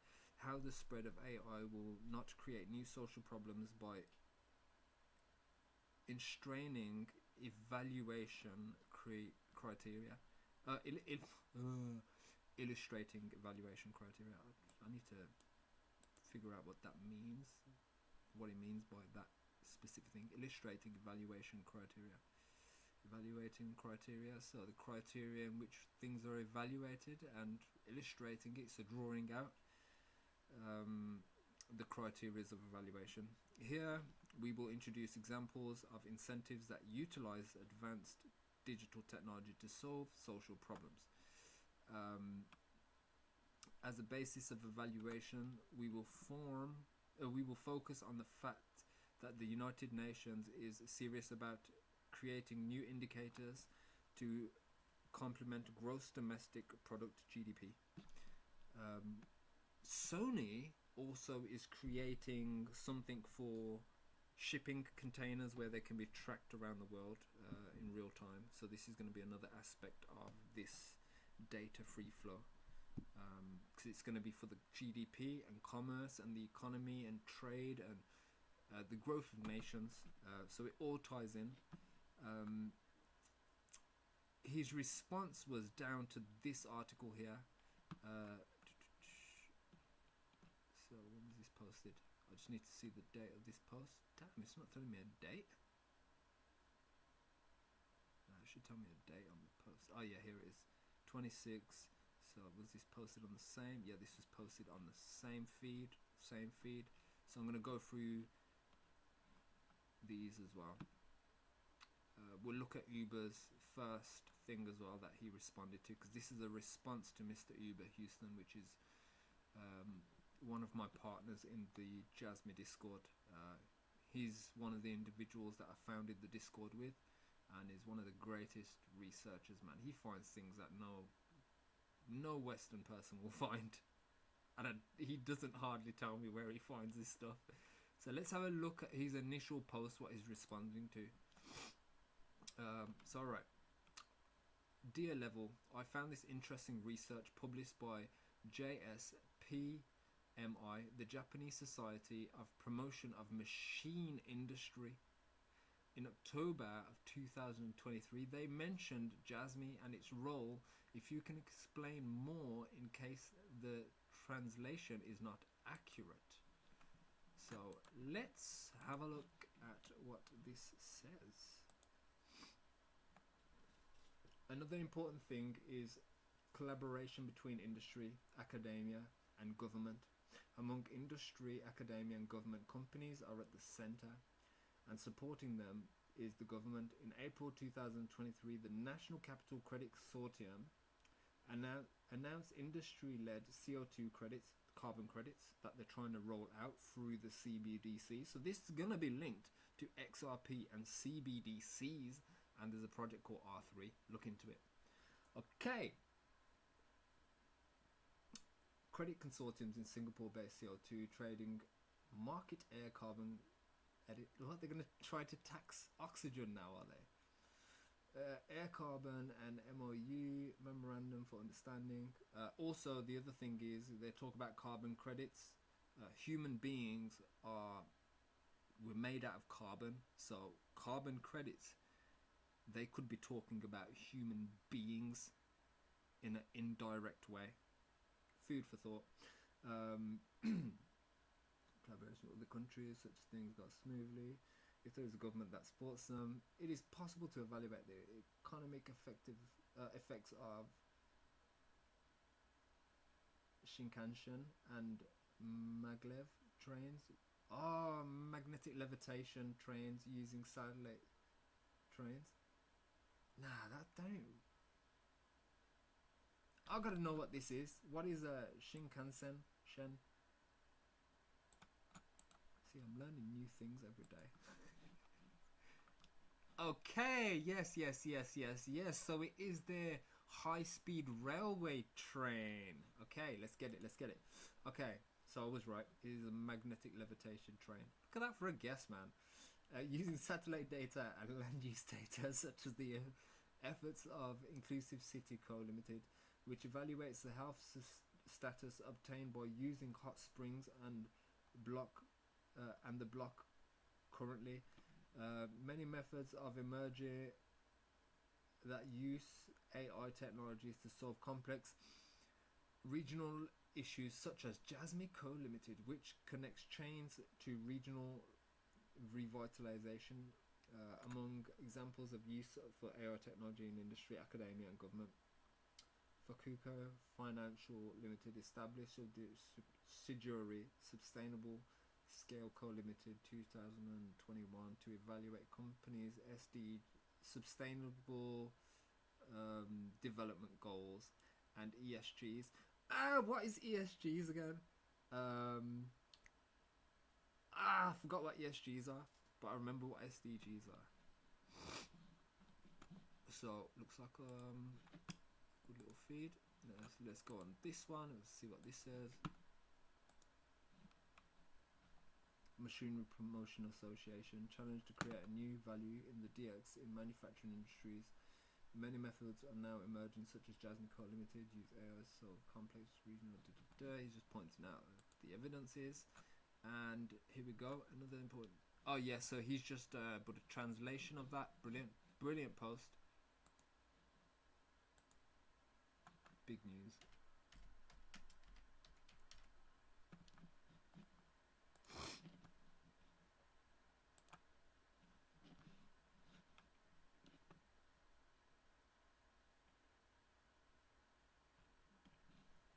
Okay, let's go. Look at his responses now. Let's get it. So this is response number 1.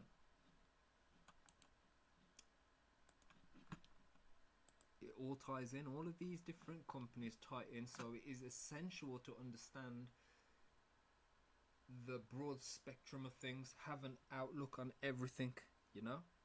I think it's very important. Let me just put my blanket over my radiator to attract some heat. Ooh, it's cold. Okay, let's get it translate. So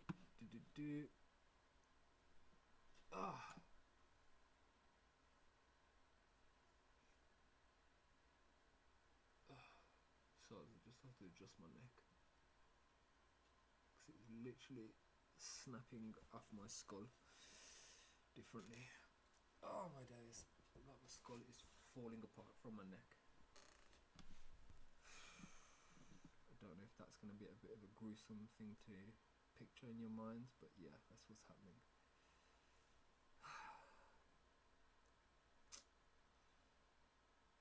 Congratulations to the establishment of the NCCC.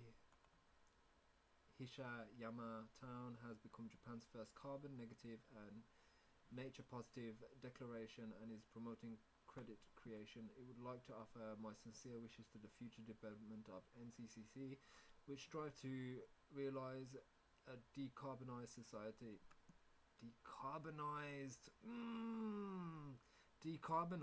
could be another word for saying killing off people, getting rid of people, because we are carbon beings. Can they elaborate on what they mean by decarbonization and carbon credits? Is it going to be related to people, or yeah, what?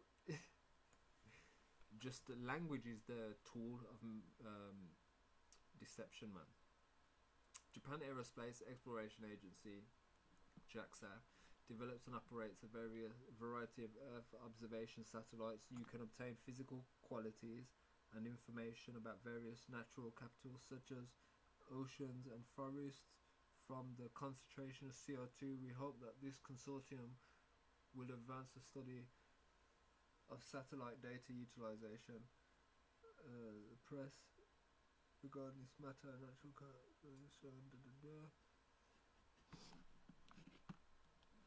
okay, certain commercial demonstration.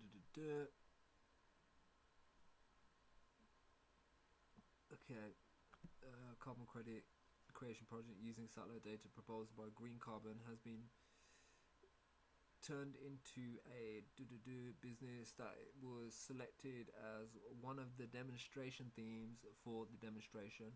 We will demonstrate the use of JAXA's satellite data to reduce farmers' man hours required to generate J credits and monitor paddy fields. In addition, we will verify monitoring and other analysis in projects to reduce greenhouse gases originated from the rice fields in Asian countries, with the aim of social implementation. JAXA is a consortium member.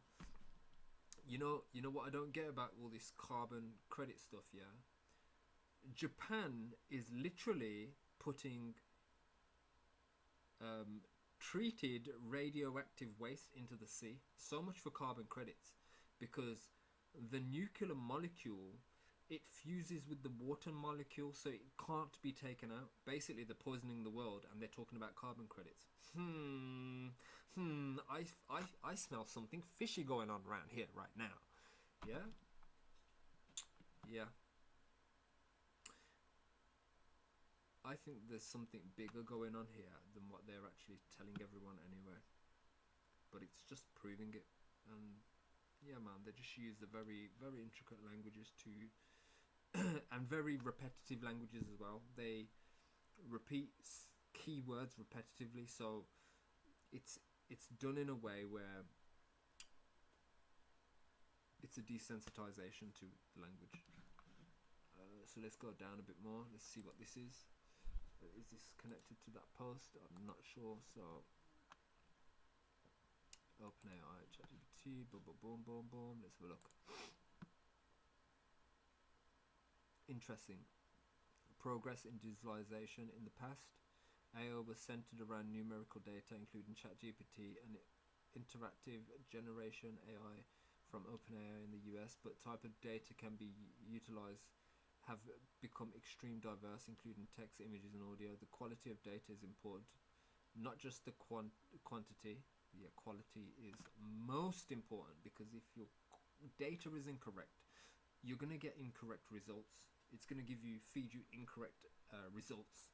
So your AI is only going to be as good as the data you are feeding it. So quality is a must. This is why Sony is specifically specializing in high quality sensors and devices. There has been a discussion for many times that human jobs will be taken away as AI advances, but the better the quality of data, the more jobs can be replaced by AI. A characteristic of Japan is that wages are becoming cheaper, so there is little incentive to replace them with AI. But considering the current situation where each company is short of employment, the transition to AI will be easier than the problems caused by employment regulations. I think it's going to save companies so much money, because employees could either be an asset or a debt to the company. An employee could either make the company money or cost the company money. So you've got to be an efficient employer, otherwise you're not an asset to the company. You shouldn't be in the job. And the thing is, the truth of the matter is, there's too many people out there who are doing jobs that they are clearly no good at. And this will solve that problem, because it will be a set parameters that will govern how the AI does the job and the task it is given, based on the data it is fed. You've got to move with the times, guys. You've got to move with the times, or you're going to get left behind. Yeah? You've got to evolve or be extinct. And there's only one option in a moving world. You've got to evolve with the times, guys. But don't evolve blindly. Try to understand what's happening, why it's happening, how it's happening, and learn how to navigate. Until now, much data and code had not been shared in the fields of economic, urban engineering, and environment resources and energy. Nowadays, sharing of such data and code is more advanced than before, and data analysis using AI becomes more widespread. Developers using OpenAI are aware that they are moving towards the next stage of further expanding the data themselves, so researchers adopt a strategy of being willing to publish code and data from a while ago. Therefore, it is unlikely that your data will be used by others and your advantage will be diminished.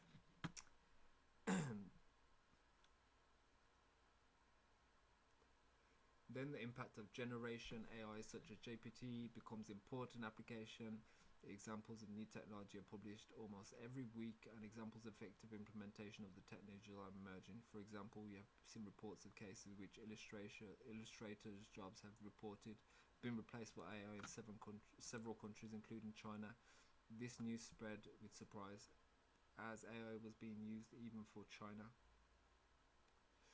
This news spread surprised AI be used for even images rather than text, and the adoption of AI is more progressing in emerging countries. One example of that is the recent conflict in Israel, where the Israeli government had used AI to engineer an image and make it look like it was a burnt baby. They later deleted the tweet, because they got caught out. They are AI engines that can detect AI usage. So if something has been AI edited, it can even detect what tools were used to edit that AI object. And this highlights the dangers of AI. You can be misled with AI. You can be told something that isn't true, and they can make it look believable to deceive and trick the conscience. And I think that's the side that needs to be regulated, especially if government entities are using it to engineer wars. Come on. So yeah, some of this stuff is questionable.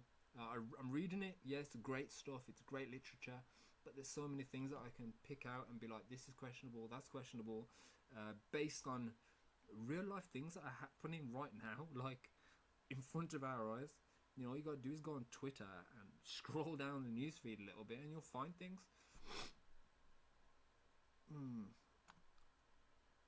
Adoption of AI. So,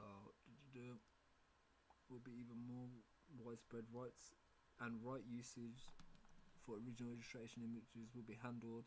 The mechanism for each party to profit from them will also develop. Initially, the agreement that AI would replace human labour was said to be based on low wage, simple jobs, but in some cases, it was said that AI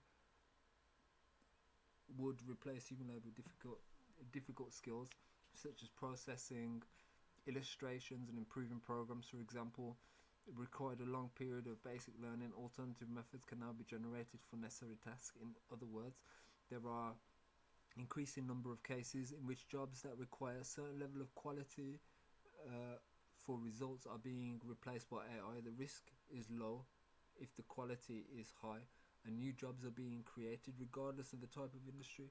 They are increasing opportunities for substitutes for... Sorry, I've got to click my neck on. I should put my webcam on and go see, man. Oh my days.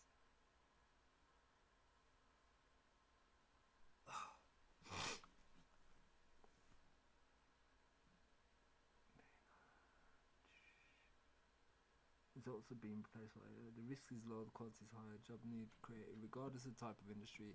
There are increasing opportunities for subsidies for industries that are in trouble. It is necessary to understand the mechanization that replaces human jobs is already progressing. It's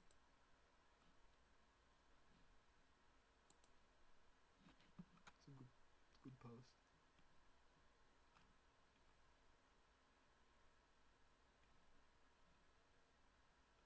Scroll down a bit more. So we covered the NCC stuff. Let's see what this is.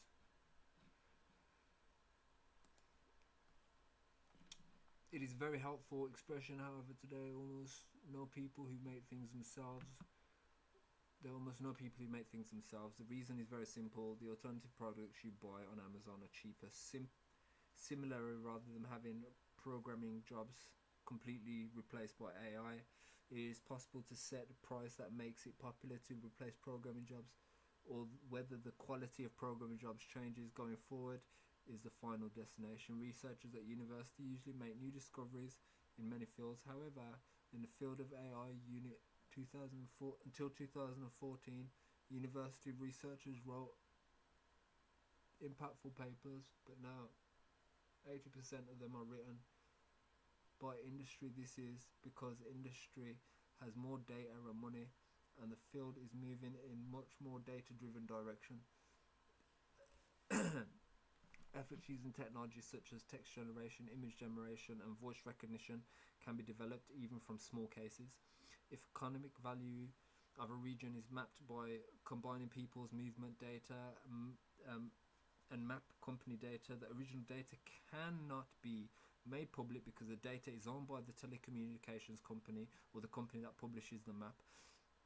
But the resulting map product is map published as an image. Also, in terms of international happiness, personal data related to well-being and land information are combined, making it possible to analyze the impact of surrounding environments on people using various parameters. Open data like this can be useful to you by allowing others to use it. So a lot of what's happening on social media right now could just be a psyop, because they're using these AI engines. So they want to create these reactions so they can collect that data on those reactions and then formulate a reaction, if that makes any sense. For example, the war in Israel. First they want to do a ground invasion, then they halt it because of the international reaction, and it's purely based on the data. So it's based on data they decide what move they want to make next. You know what I mean?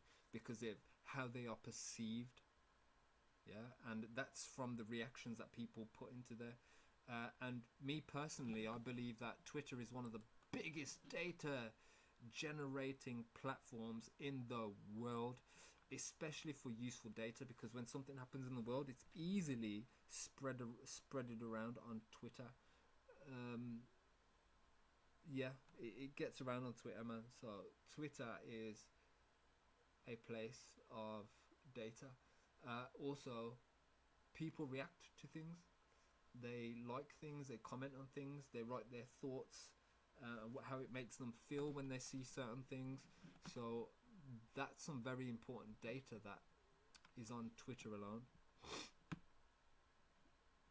There's the green carbon stuff, so I'm just going down.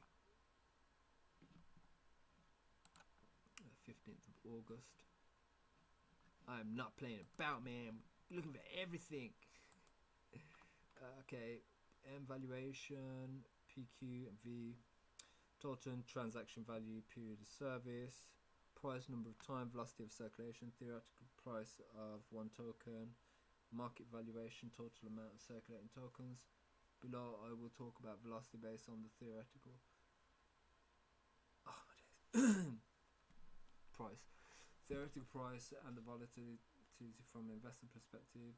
After evaluating tokens from an investor perspective, we hope that the price of the token will increase over the long term.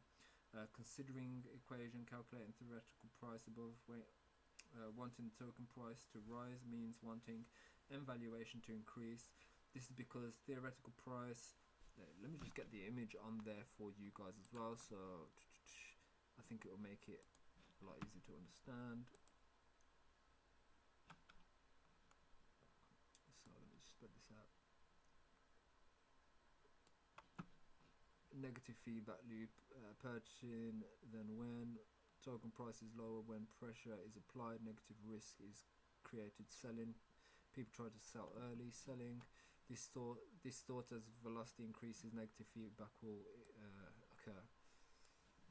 You choose to pay with tokens or fiat currency. Okay. Okay, increase PQ.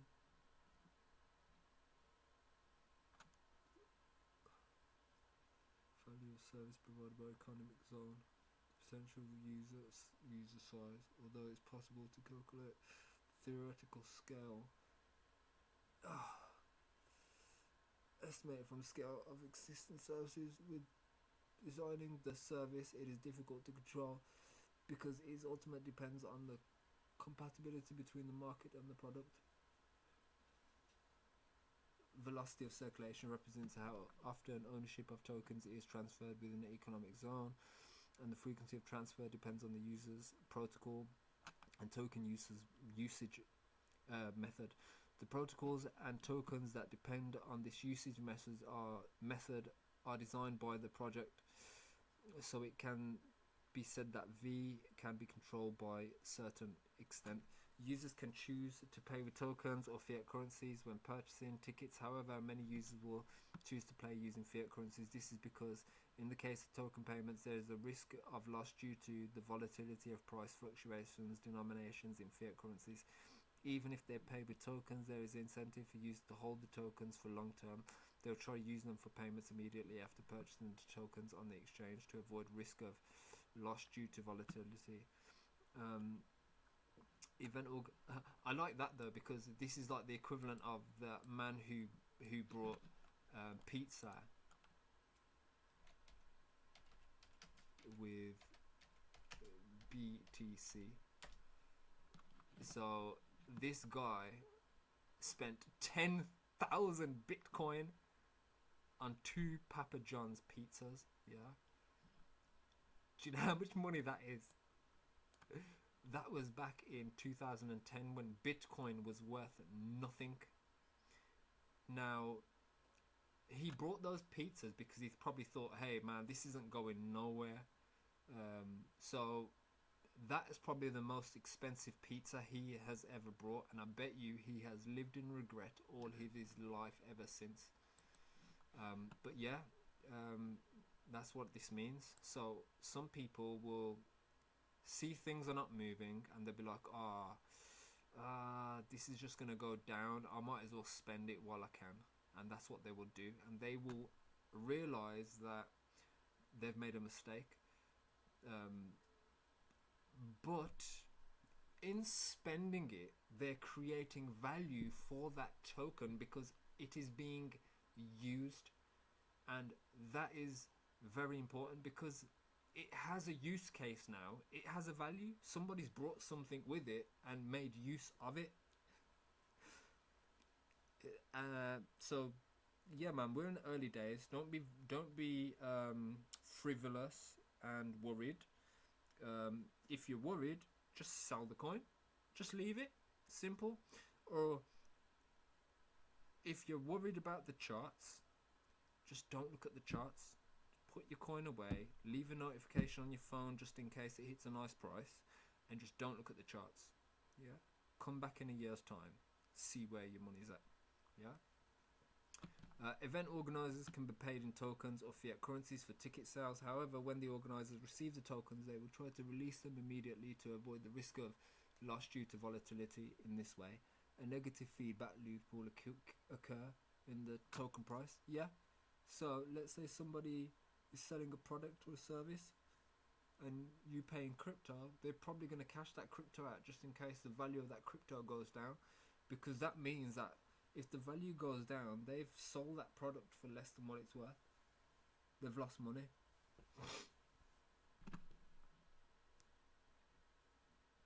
When they all have in common is that no one wants to hold the tokens.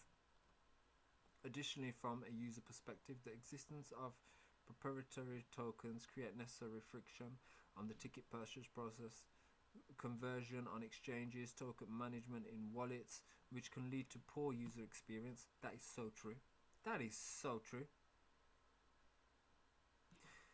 Even if the economic scale of the platform using this token expands and the token is used all over the world, no one will want to hold the token, although the benefits provided by the project protocol, fraud prevention, easy ticketing are clear and create significant value. The token in circulation do not reflect the value of the protocol. Very well worded. This guy's good, man. He's basically pointing out where the value is. The token velocity program is a problem in which valuations decrease as speed of token circulation increases and the size of economic zone expands. When something's rare, it's worth more. When something becomes more common and more frequent, and more cheaper because it's more available, yeah, the value goes down. But that value doesn't reflect the product itself. And Jasmy will gain value over time, so the longer it's held, the more data it will accumulate and generate. Compared to somebody who is accumulating the data for 1 year and cashing out, if you were to accumulate the data for like 4 years or 5 years and then cash out, you'd be in crazy profit compared to the guy who cashed out 1 year after. So yeah, let's see this one, DD coin. To explain in detail why dual tokens with Jasmy and DD coin are good, it is basically because reward tokens are subject to inflationary pressure. For example, the recent gaming tokens always use dual token system. Recently, both Axie and Stepan are the most successful dual token systems. Prepare 2 reward tokens and 2 governor tokens. You can basically get reward tokens by clearing the game or walking. Will Jasmine be able to get it if she provides information? So would you get rewarded if you provide information? That's basically the concept it's creating. So the DD coin is going to be the reward kind of side, and it's going to be the stable coin, which is going to be pegged to a value, maybe the value of yen. Who knows?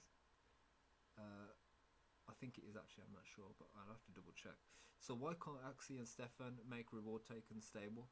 When you think about it, in order to make it a stable coin, you need assets to be backed, assets to back the coin. The only person who will bear the burden of the underlying asset is the issuer. Then the issuer, Axie and Stefan, have no particular merits, so there is no way they can be made stable. However, in the case of Jasmy, participating companies can pay to obtain information and approach consumers directly through peer-to-peer. So peer-to-peer, So they may incur advertising and marketing costs. However, the biggest advantage of peer-to-peer is the increased capital efficiency. You make big profits with little capital. This means that the number of ownership transfers will be faster. Based on Fisher's equation of exchange, an increase in the number of ownership transfers will reduce the value of money. So there is a trade-off between benefits of peer-to-peer and maximization of value of each coin. That is a brilliant point. So this is the token velocity thing. Token velocity problem is a problem in which valuations decrease as speed of token circulation increases and the size of economic zone expands. Well, what is there left to increase in the circulating supply of Jasmy? We've got less than 1 billion left to come into circulation. I think we are beyond a point of yeah, we're beyond all that. Once all these coins are in circulation, there's going to be no more Jasmy being created. There's only ever going to be 50 billion tokens, and once they're in circulation, what's going to hold down the price, really? Really think about it. User exchange, event organizer, tick, movements in an economic zone. Yeah. Big up level 8, man. Look how much depth he puts into his posts. You don't want to even look at my Twitter page right now. It's full of fuck war, man.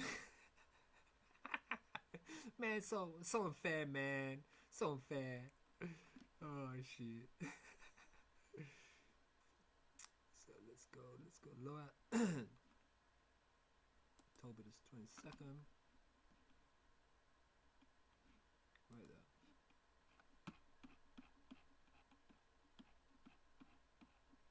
Oh yeah. Just making sure I'm going the right way. So we've done that, covered that. I like this guy, man.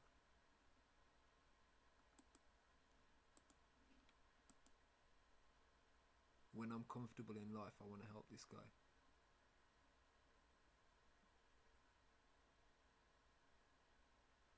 I'm gonna send him some seeds for some like nice strawberries and stuff, and my tomato plants. I'm gonna send him some nice stuff, man. I always see him. He's always, you know, I see him always posting things like, you know, picking oranges, growing little fruits and vegetables. Man, that's cool, man.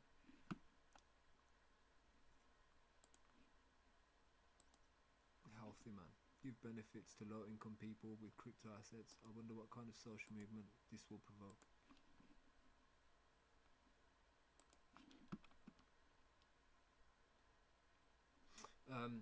The reason why they're going to give tokens to low-income people is to track what these tokens are being spent on, so they can see people's habits, and they can even be able to calculate why people are low income.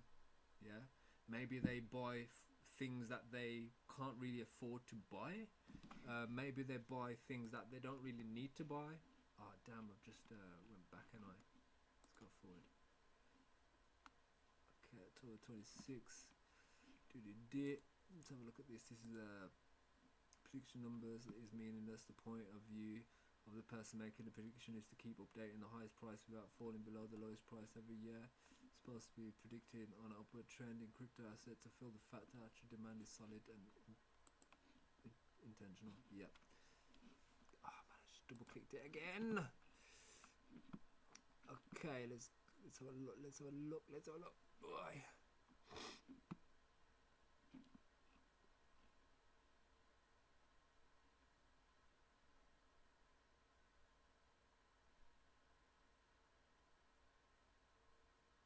Judo, I reckon.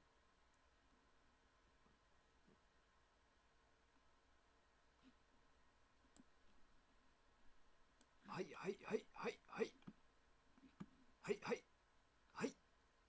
Oh no. Let's get it, man. Can't be distracted, man. Look at that. Lovely guy, man.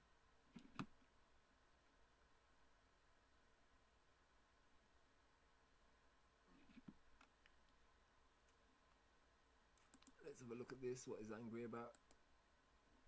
Brush your teeth is affecting against influenza. You've been saying that even during the coronavirus, but dirty makes masks cause many oral problems such as being stepped on or kicked. From the beginning, I strongly recommend stand in front of the mirror and brush your teeth during the coronavirus. Excessive measures. Yeah, I just don't use toothpaste to brush my teeth. I just use the brush without the toothpaste, and yeah, man, eat a mint leaf and make my teeth green again. Nah, I got good teeth, man. I got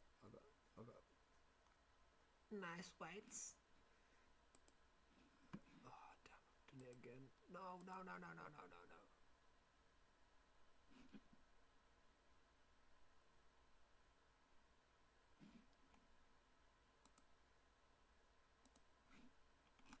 I've got to find it again. Damn.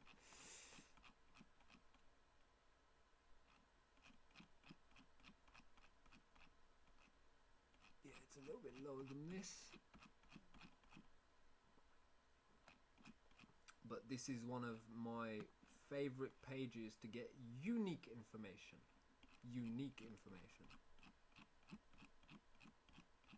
Yeah, just below here.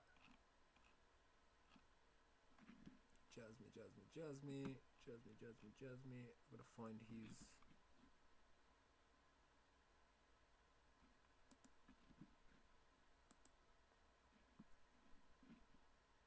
They talk about compensation for being an ambassador, but I don't want any cash at all.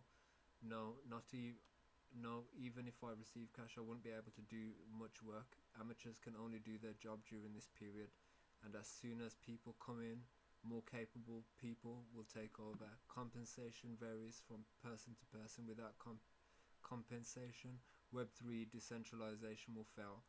Those who are information weak are economically weak. Information is an asset. Any kind of information can be effective if it is disseminated. Holders are hungry for new information. Yes, we are. That's why I'm doing these streams now. But it makes good points, man. Says it how it is. People always they're not looking at the fundamentals of the projects. They're looking at, why is the price not up? What's the price right now? Oh, damn. Get my IP address off there, mate.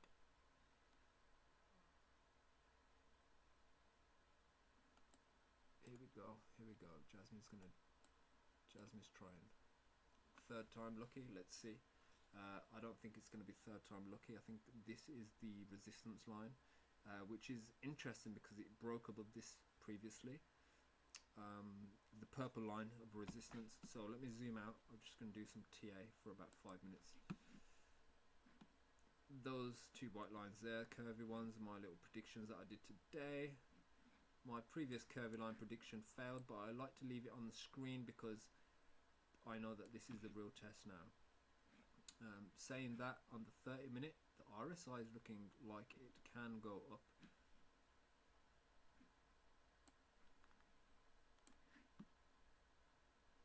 This is my line of, I think that once it reaches the end of this line here on the 30th of October, it's going to break before this line. It's going to break before that line. Let's put it on the 3 hour. Let's see the RSI on the 3 hour.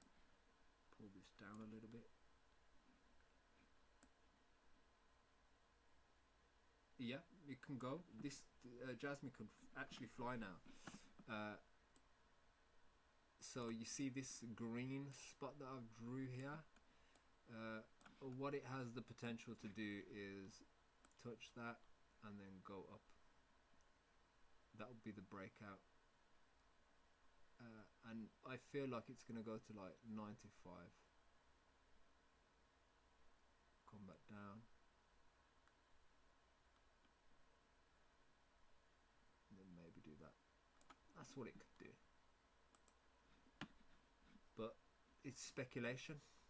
Nobody can tell what the future is going to hold. So yeah, let's see what the daily looks like, because these are the important charts. Yep, that's a penis there. Yep. that's what it's going to do. It's going to go all the way up there, and then it's going to piss its way all the way down to this white line at the bottom. In fact, it could even come back down here and do the big handle, basically. So it's done 3 touches on the bottom orange line. 1, 2, 3, 4, 5. It's done 5 breaks with the actual RSI on the bottom white line. These are my zones, or these zones right here. These are my important zones, because I need to change that slightly. The angle of that needs to change to there. 1, 2, 3. Yeah. And we can see that it's touched that bottom white line, which is the go signal. That's my go signal. The very bottom orange line is a super go signal. That is like, whenever it touches that very bottom line on the daily, it's really ready to fly. Now let's have a look at the weekly.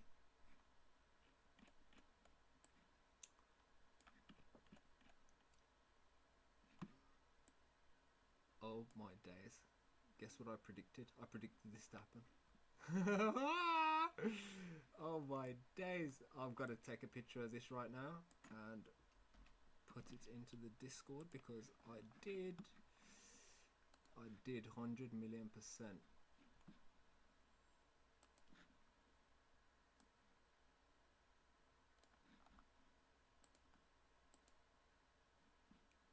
Oh my days. I love this, man. I love this. I can't believe.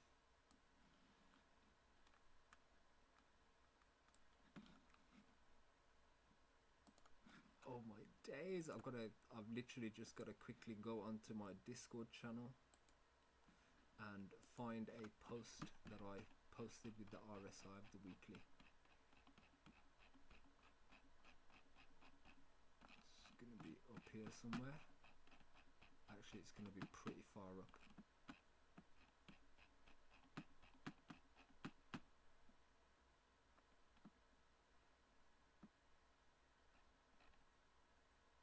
So that is the daily RSI. I need the weekly one. I'll find the bigger picture.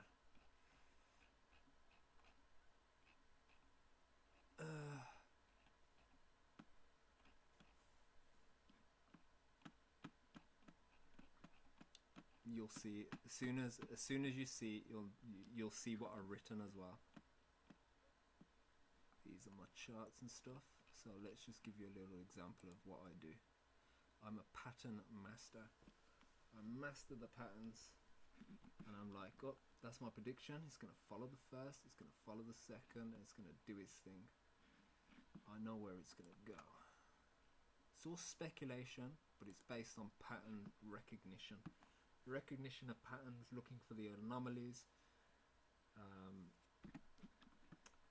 As you can see on this one, I think the date was a few days ago, like probably like 26th, 25th, and yeah, the most recent points were very close together, and the RSI doesn't show that it's very close together. So the RSI pumped, but these zones didn't really move, which tells me that it's going to do something very nice, or it's trying to hold itself down. This was a prediction that I did, and I kind of highlighted it before it happened.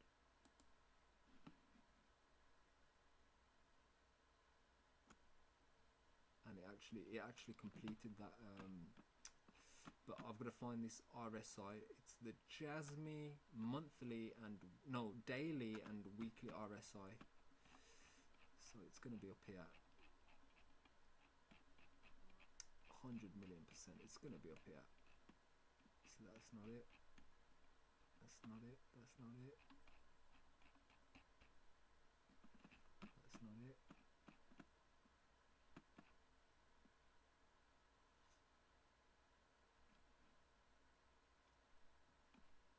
By the way, these predictions actually happened. Every single prediction that I've got pictured here happened.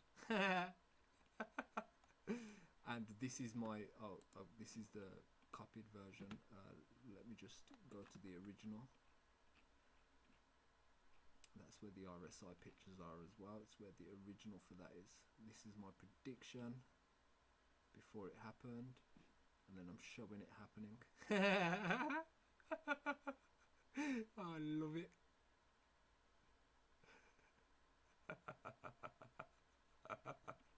Oh, I love it. I love it. I love it a lot. Let me find this RSI picture. This is my original for Bitcoin prediction. So I predicted this just at the beginning of the climb. You can see it's at 30k. And my signal started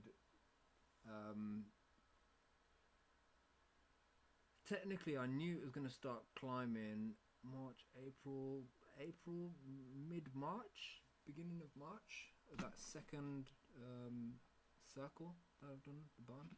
But what I did at these big ovals near the end here, where we currently are, they're just copies of all these ovals here. All these ovals here, the ovals at this price range mainly. So you got this one, we got something around here as well, but mainly the first two. So what happens here, and where are we currently? So at the beginning of 2023, the climb actually started to, go back up from the fall. And it started at the same level as the original climb happened in 2021, where the big climb happened in one go. So what I did, it was a double climb, so you had one stop and then it went sideways a little bit for a month, and then it boom again. And I just put that here. I'll go, right, if this cup is here, this is where it's gonna go.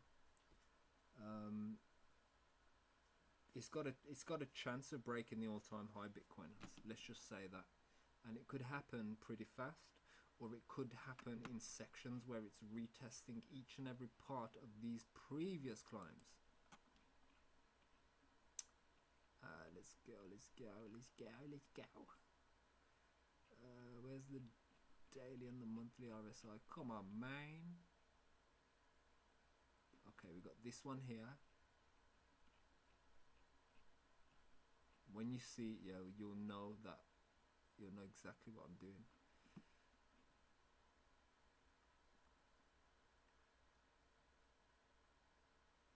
That's the daily, so it's the weekly chart.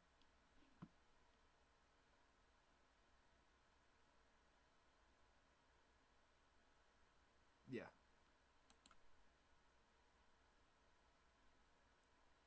Reply, paste.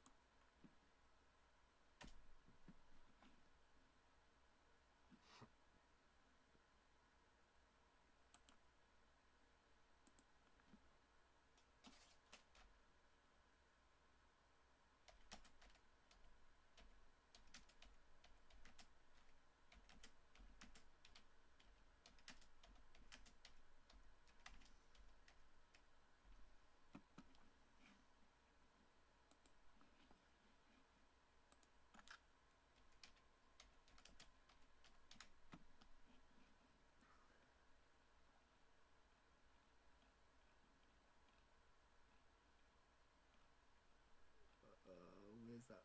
There's a one funny meme.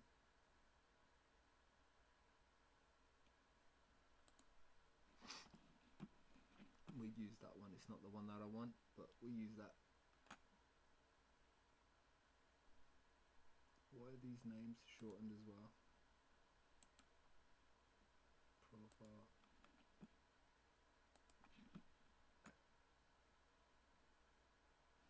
Why are some of these names just shortened? A, B, C, D, G, E, F, G. Oh my days, look, A, B, C, D, E, F, G.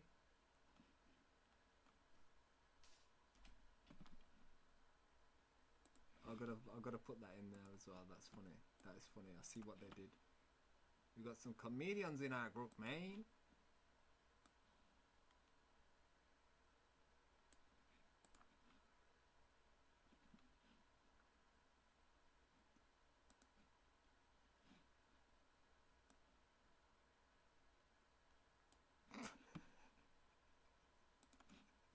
That is funny.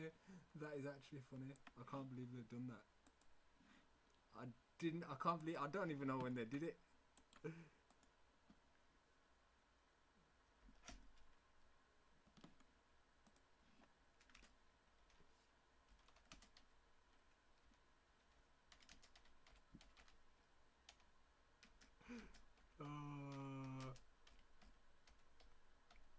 Okay, that's a nice little break from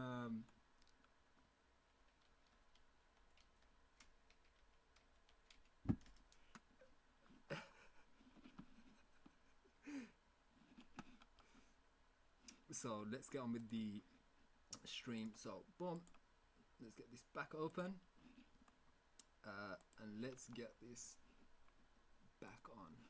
So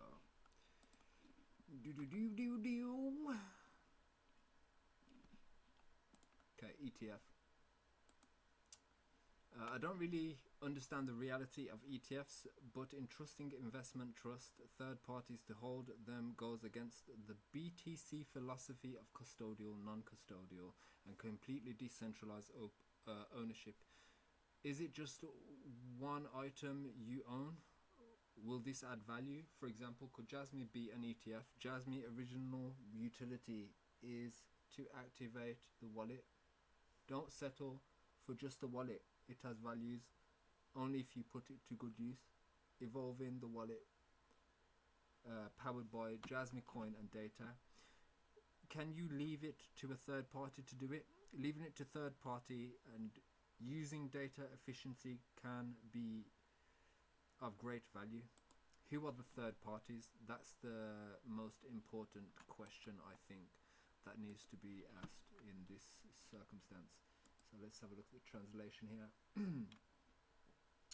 Okay, valuing data, utilization of crypto asset Jasmy coin, activation. The wallet attaches to my page.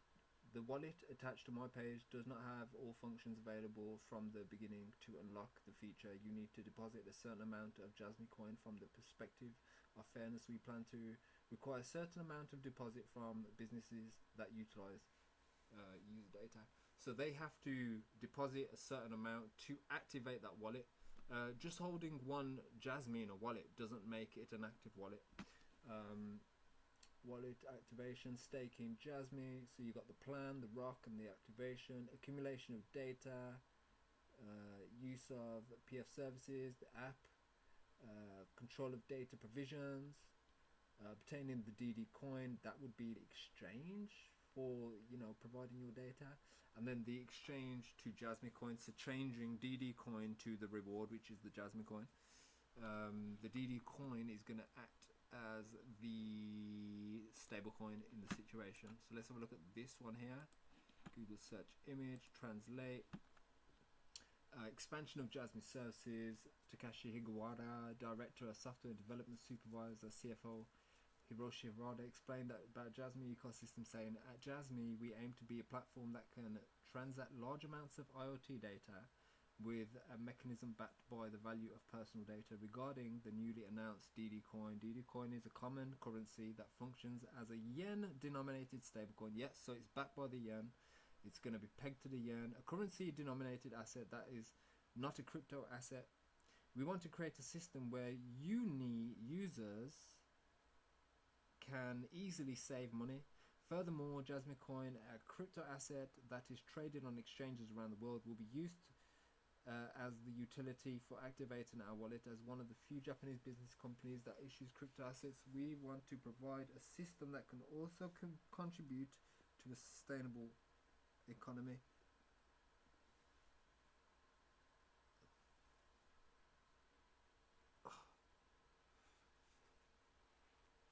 So my neck click like weird. As one of the few Japanese business companies that issue crypto assets. One of the few. There's only a few of them. Yes. So they highlighted their responses are very thought out. What their statements the CEOs and CFOs make are very thought out. It's very, very good.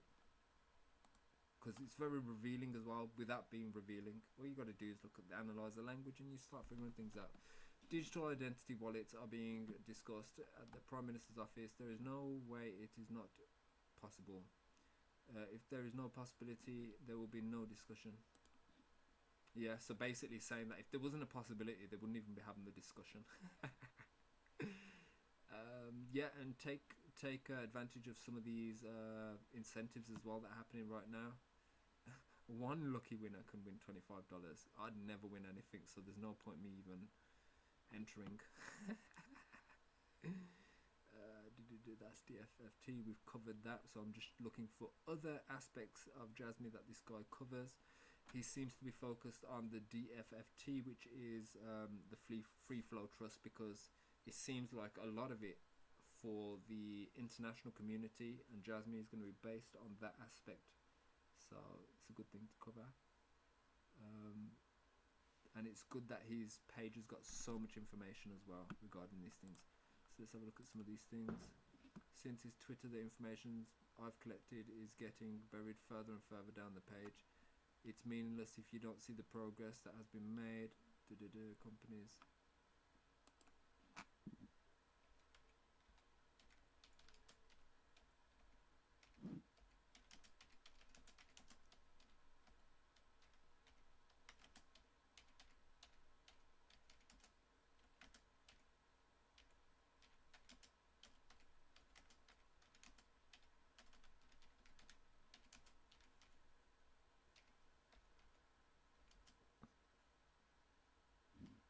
From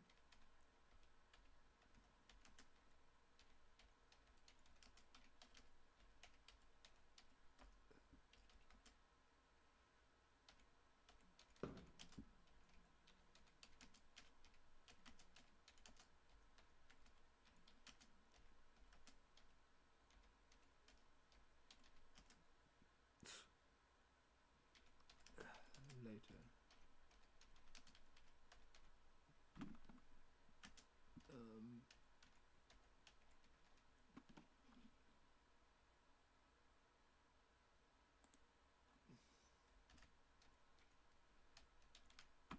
Twitter design.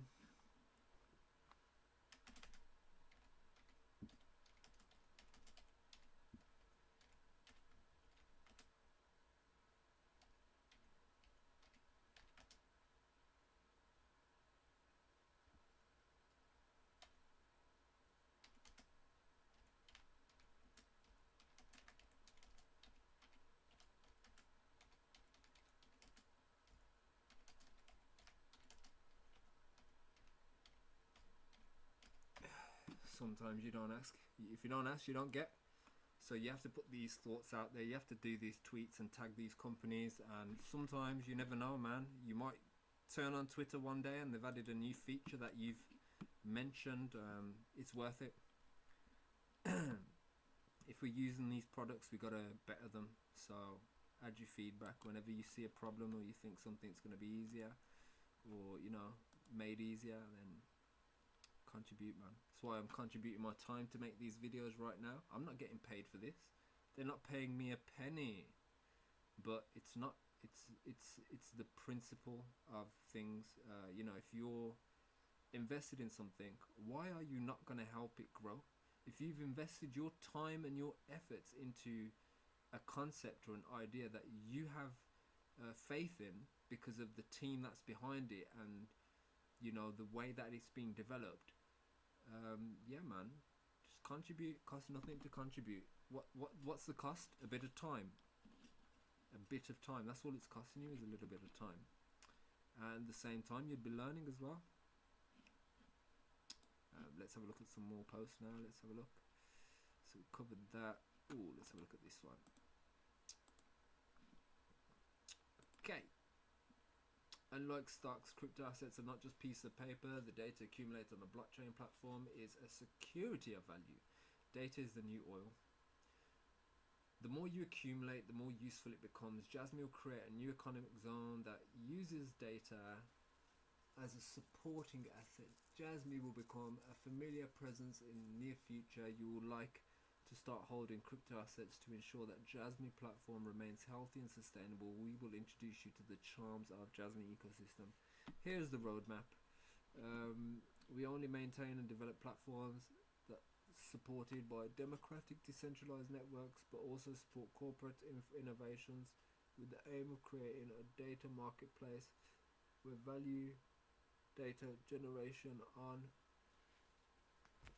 platforms can be tracked safely. The purpose of this site is not only for data transactions between individuals and companies, but also from company to strategically share valuable data with each other and become the beginning of value creation and a series of models through data. Jasmy is a system and data is accumulates as value. As the number of users increase, companies will be unable to ignore it. Utilize the accumulated data, not cloud AI, but your own AI. When AI takes in the platinum data, it becomes like your one and only companion. So even the AI system is going to be unique to your data. Everyone's going to have their own unique AI. Kind of like ChatGPT. It learns from you as you input data into it. But yeah, this is the original roadmap, so I highly recommend you guys check it out.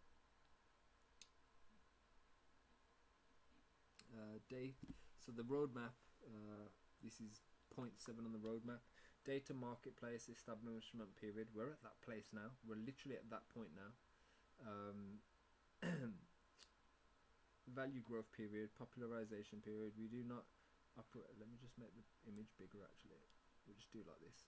We do not operate and maintain and develop platforms supported by democratic decentralized network. All right, he's written that already. Population phase. Okay, popularization period. This is where we were at. The value growth period. I wouldn't even say the value growth has even happened. The popularization is what we've just completed. And we're still popularizing because we're still growing, we're still communicating with new companies and taking on new projects and still getting listed on new exchanges and still have incentives. But the incentives, I'd say, with the value growth period. So now they're going to start incentivizing things, maybe, growing a little bit of value. The ecosystem expansion period. Where they're going to expand to other areas, maybe, autonomous vehicles, digital platforms, medical mobility and stuff like that. And then we've got the data marketplace establishment period. So this is where the data marketplace is established and there's going to be a trade of data. So it's going to be trading in value. If anything, it's going to be trading value, and that alone is going to create more value because companies are going to be learning and bettering the products and services based on that data. So it is we're in a buffer zone right now, which is a very, very good and healthy place to be, I feel. I'm going to find his older posts because he's got some really, really old ones.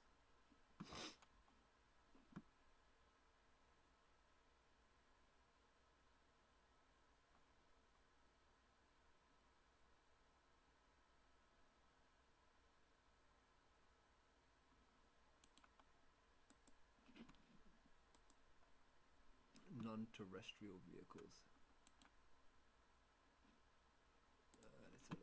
Let's have a look. Non-terrestrial network. Non-territorial, basically.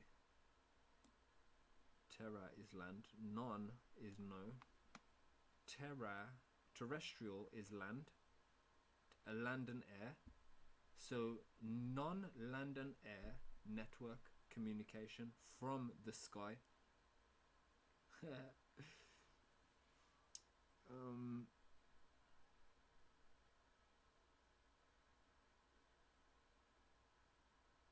So troops stations. So you got the portable base stations. So it's showing you how different things have become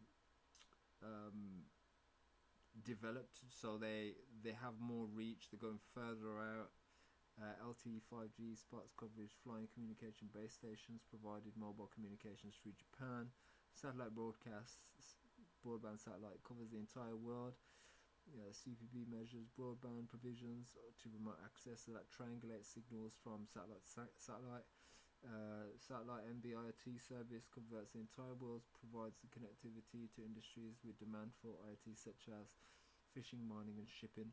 So that's going to be at such an altitude that it's going to be able to communicate with all the satellites in real time.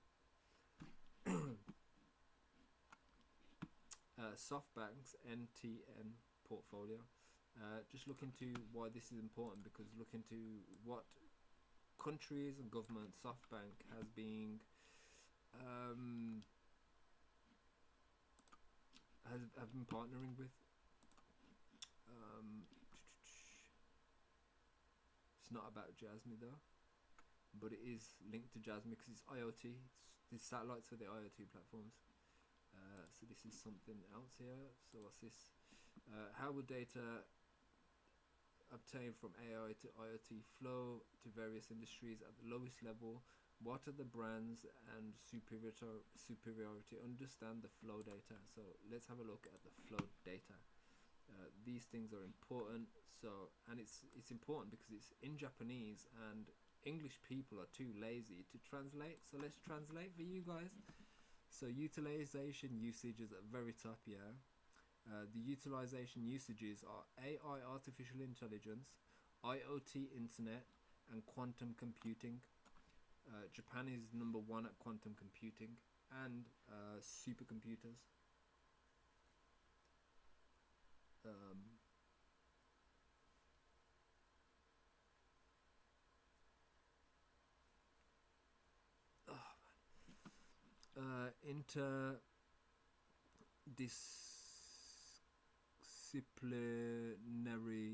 Interdisciplinary data collaboration platforms. So your data collaboration platforms are going to stem from your data usage rules, your data governance, which is your data usage rules, your intellectual wealth strategy, your personal information protection act system.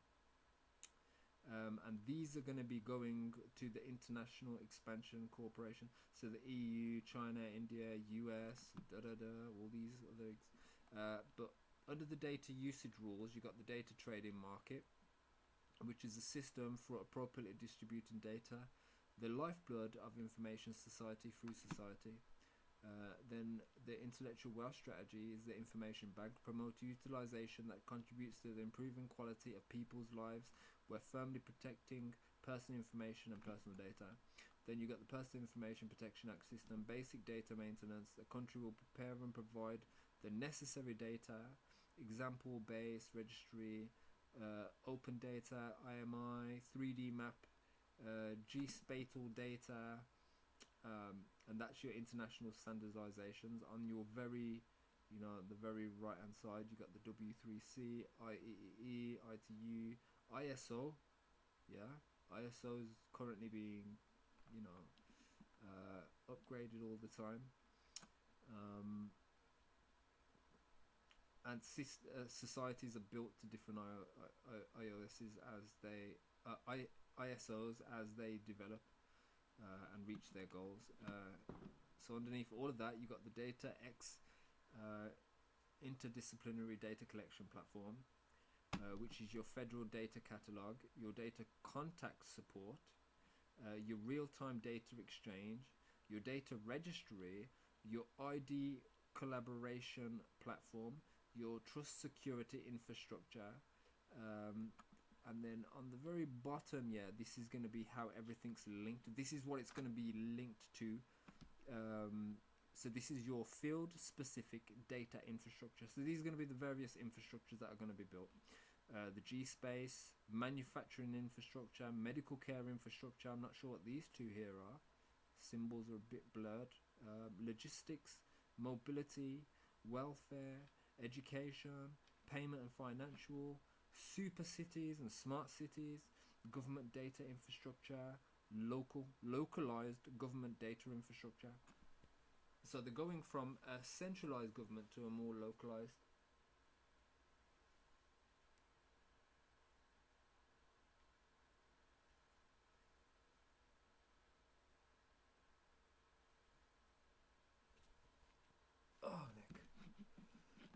Oh my days, my neck is really bad. Oh my days.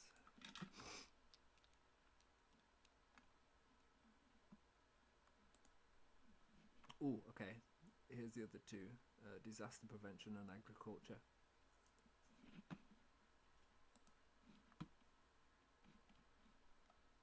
So it shows you the maps of how this technology is going to work in various ways. And let's go further beyond 5G. So let's review your portfolio of stocks. If you are looking at the long term, there is no harm in looking at the future predictions of beyond 5G of various industries. What kind of demand do you think there is?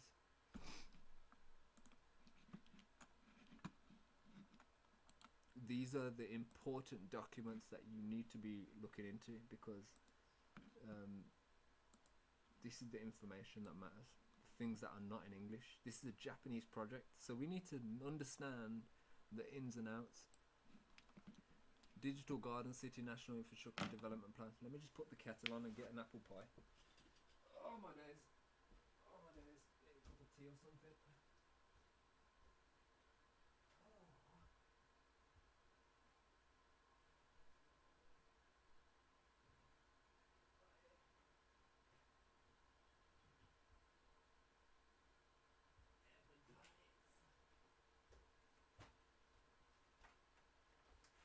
Give me an apple pie, man.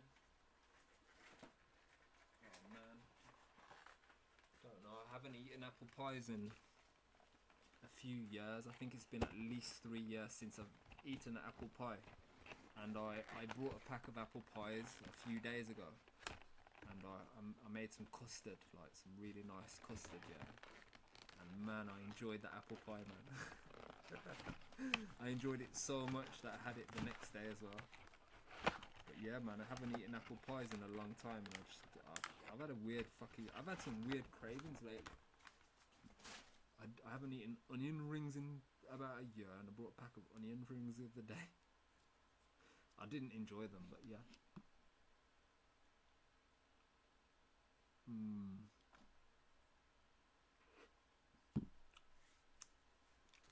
Right. Let's get into it. Digital Garden City National Infrastructure Development Plan, revised edition roadmap. So, you know, you got Agenda 2030, yeah? That everyone keeps going on about, all these conspiracy theories. It's no conspiracy theory. This is basically the roadmap. And Japan's going to be building it. Japan's got the infrastructure for the world.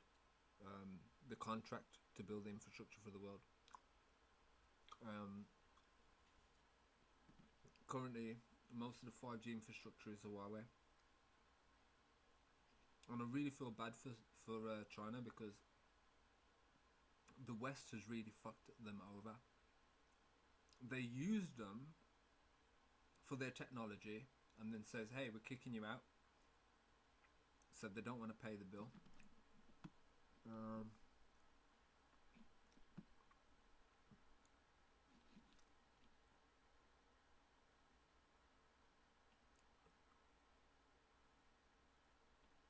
Okay, so I'm just going to read it from translation on the side, because some of these writings at the top overlap each other.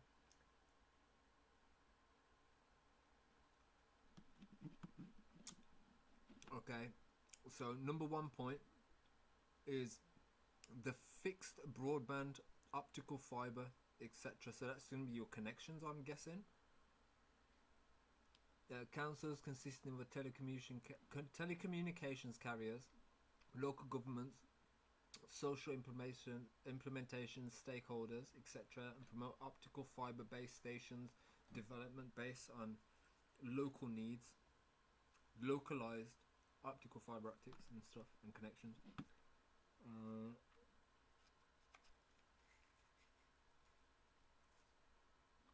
Okay, so in 2023 there went 99.72% at the end of the year. Household coverage rate 99.85. Maintenance of fibre. So basically, by 2030, the infrastructure would be fully built. There would no need to build anything else. The only thing they would ever need to do is just maintain the fibre optic networks. So it looks like everything's going to be built with fibre optics, which is a network that uses light to transfer data. If you didn't know about that. Light is the fastest traveling object. So yeah, it makes sense to use fibre optics. The second line is maintenance support through subsidies, support of maintenance and management costs through a grant system. So it's probably going to be government granted. Third point is developing a communications environment that contributes to Giga School concept.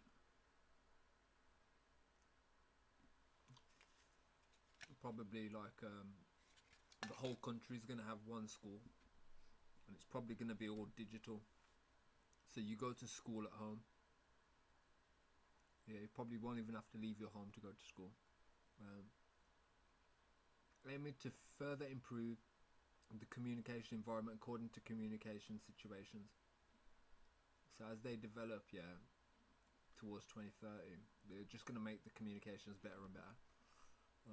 Next point, promoting the transition of public facilities to private facilities. So they're going to privatize things, which is good. It's a bit concerning because you can be denied service to a private organization and just deny you service. Things are there's perks of it, but there's also flaws to private privatization. Look at the UK, for example.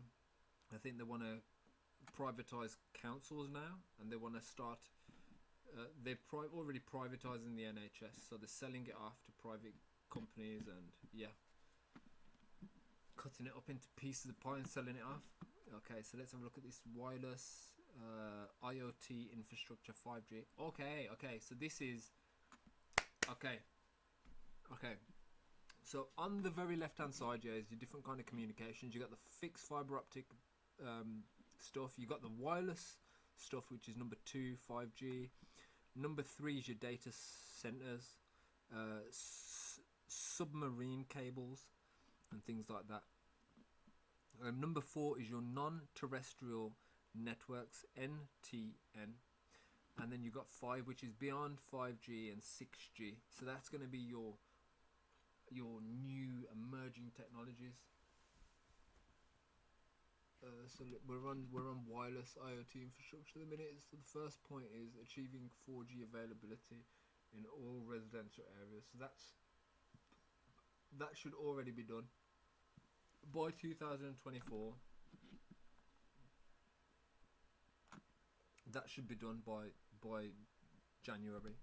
And then it says furthermore aim to develop all areas in need. So then they're going to expand to all other areas. 5G master station installation completion rate 98% in all areas where there is need. And then by January, everything is already put up. So now they've got to just maintain that 5G infrastructure. Population coverage rate 95% nationwide. 5G base stations installed in all cities, wards, towns, and by next year it's going to be, by 2025 it's going to be 97%, 90% or more in each prefecture, and then by 2030 it's going to be nationwide, each prefecture 99% coverage. So the next point is by 2024 the number of base stations were 280,000.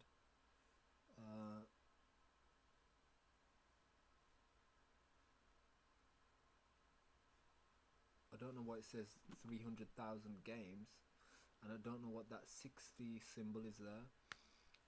The next point is road coverage rate, expressways, national roads, 100% for expressways. So basically that's going to be for your autonomous vehicles, so your vehicles can drive without losing connection, because if you're driving in a car and it's depending on a map that uses satellite and it just all of a sudden loses connection, you might crash and cause a really bad accident. So it's important to have the connectivity for the autonomous vehicles. We will integrally promote and develop the regional digital infrastructure that flexibly combines various wireless systems, including local 5G and potential applications for advanced solutions to utilize this infrastructure. The next point is by 2024, mobile phone frequencies will be 6Gs compared to 2021's 3G, width of 9 gigahertz.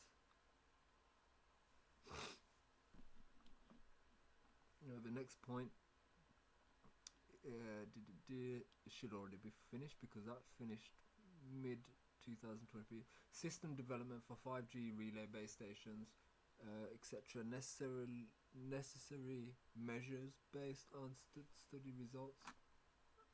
And we have the next point, development support through subsidies, promoting infrastructure sharing and taxation. Next point, examining institutionalization policy based on the results of local 5G development, necessary measures based on study results. That's already done. Necessary measures for 5G flexibility, further consideration of maritime law. So that means they're operating in law of the sea, which is pirate law. This is why they want to privatize everything, because the word private comes from the word pirate. Did you guys know that? A pirateer is a privateer. Do you know that? Just look up the etymology of the words. I think you'd be... Yeah, this is why it's important to read these documents, because you can see the intricate use of keywords that can also be deceptive in ways.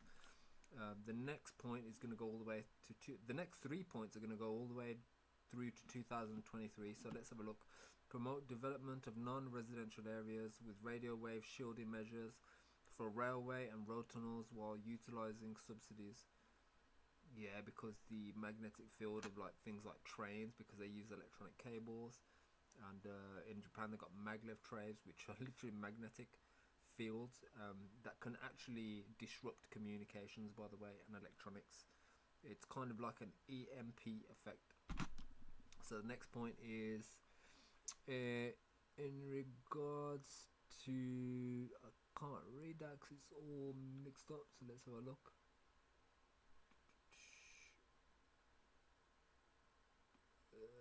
See if I can't see it. So anyway, between carriers, consider the introduction, schedule, etc., and take necessary measures based on results of the studies. And then by 2026, they're going to start using it. And the next point, promote and develop the development of regional digital infrastructure and promote social implementation of advanced solutions. That's going to go all the way through to 2030. The next point starts from next year all the way to 2025. Promoted social implementation of level 4 automated driving limited areas. That's going to be interesting. So basically autonomous vehicles in certain areas might work better than in other areas. The next point, considering expanding the use of mobile phones and wireless LAN.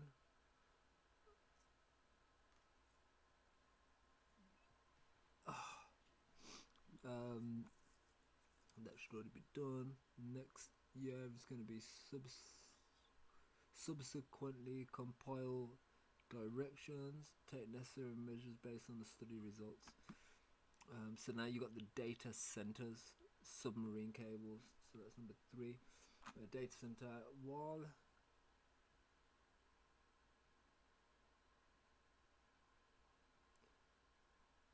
it's not in order on the right hand side. Promotion of, so I'm on this first point, which goes all the way from 2023. So basically all of these next points here are going to be the goals for 2030. So number one, promotion of distributed location of data centers, Ministry of Internal Affairs, Communications, Ministry of Economic Trade and Industry. Next point, third and fourth core bases to complement and replace Tokyo and Osaka, Ministry of Internal Affairs. Oh man, my neck is so broke. And communications, I don't know how I can speak. It's mad. Ministry of Economy, Trade and Industry, support the development through Subway start.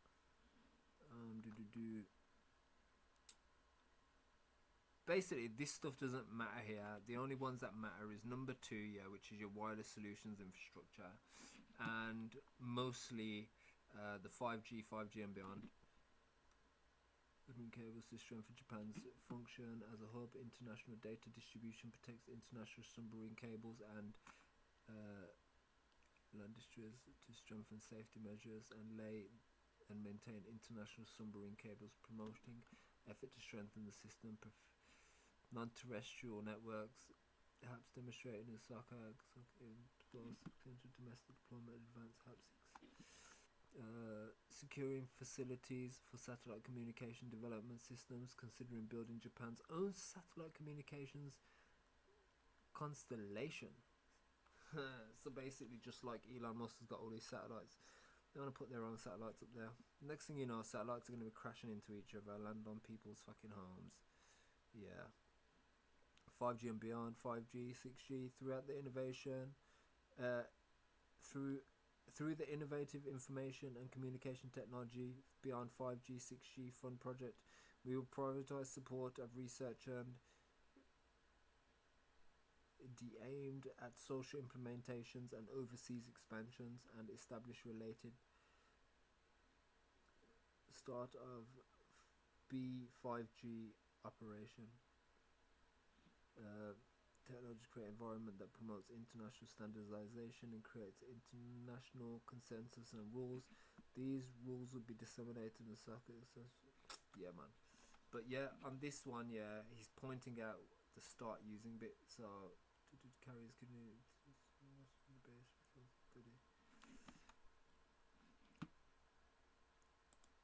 a document with a lot of information,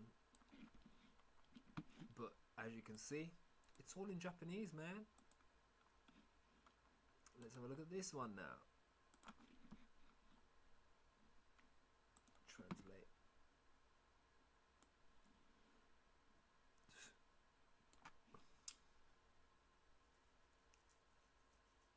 Okay, no, this thing's planned to 2050, 2030, 2050.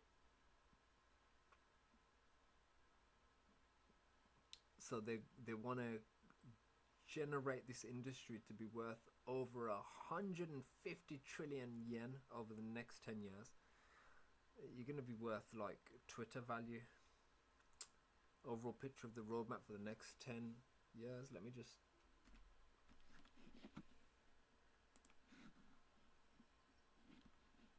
start copying some of this stuff and posting it into the Discord.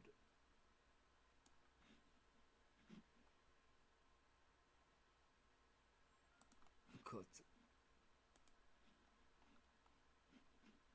Let's see what veteran's saying.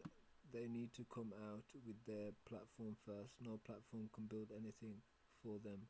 If I'm going to invest time to build for them, they have to provide me with the tools.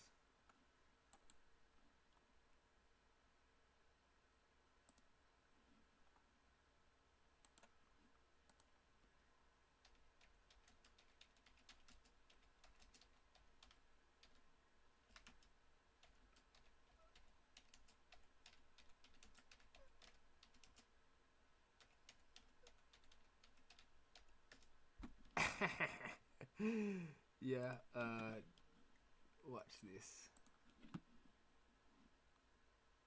just quickly go to my messages.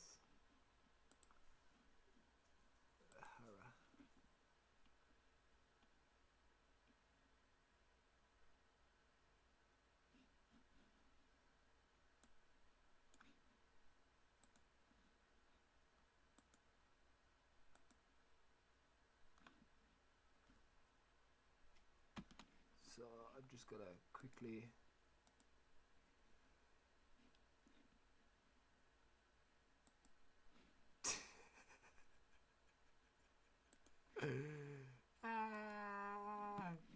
watch this.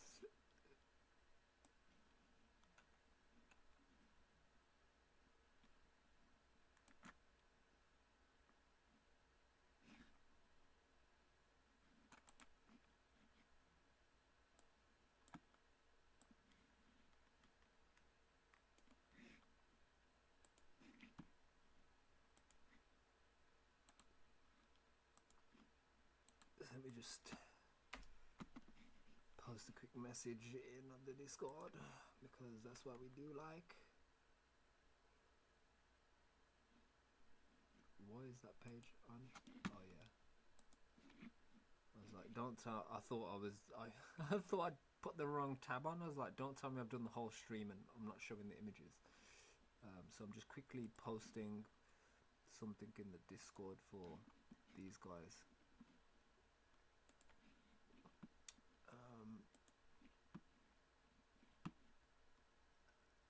And then let me do this one as well, which is important. So what I'll do,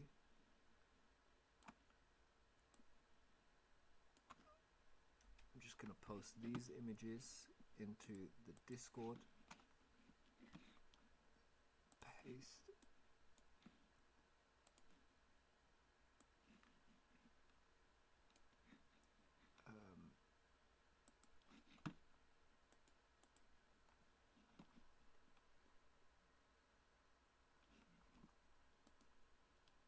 so let me just quickly go to level,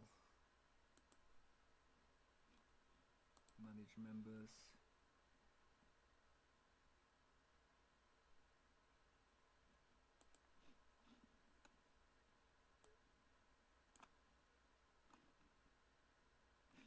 What I'll do, did I post it first? Oh, let me just post it first.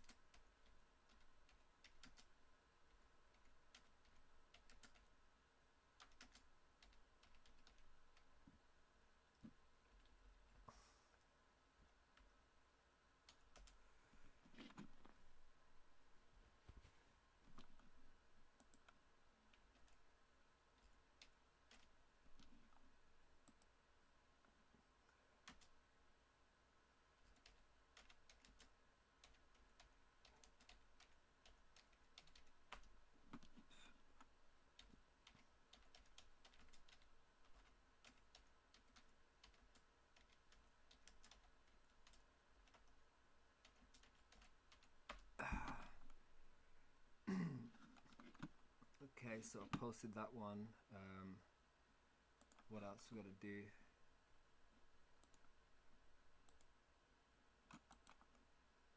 Let's search this image again, translate, and then copy,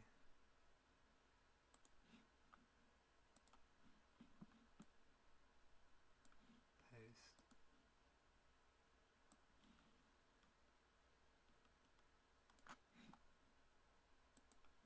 cut, paste.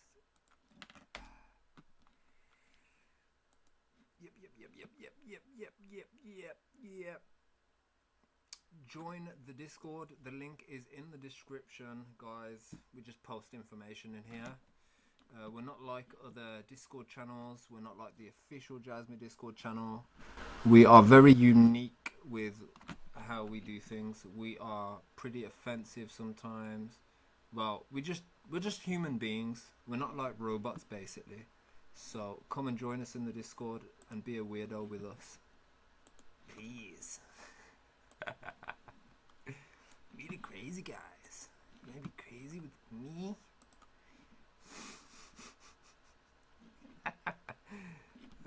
Not about Jasmy.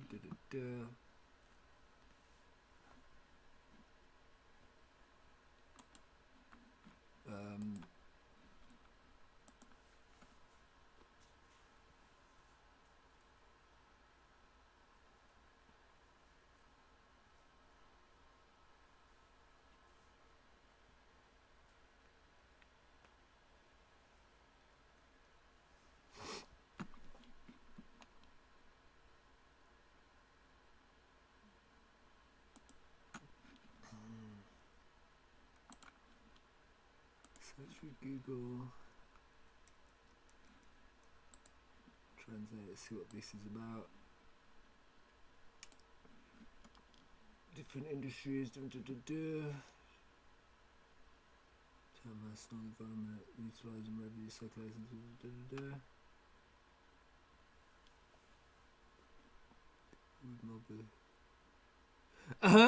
Eliminating elderly people with mobility issues. Huh?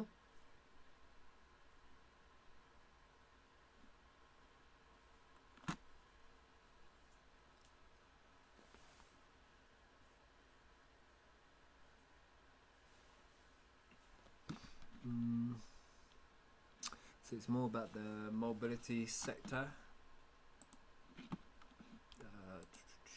It's not a big post. Let's have a look. So this is what mass is basically. They have these things. They did a demonstration before Jasmy was even listed actually.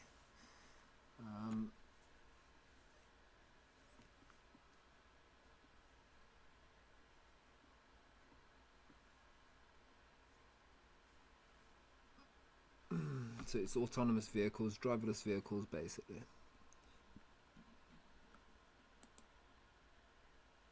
You can do driverless tours and stuff.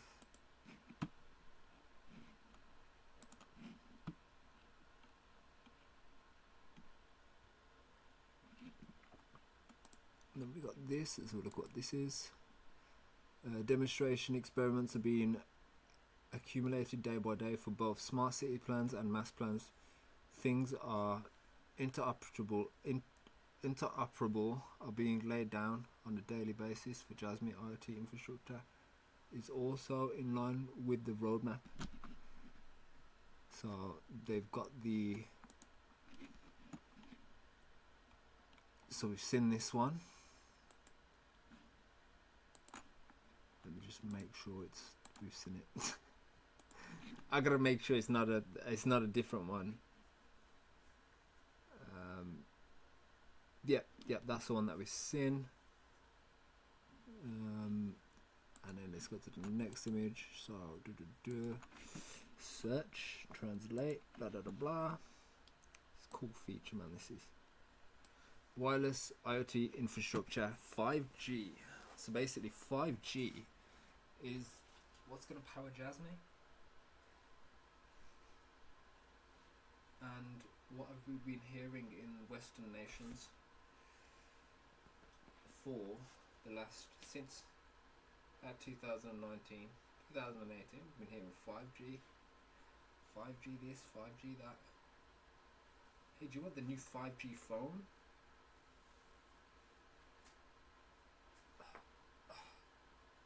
So I've just got a quick.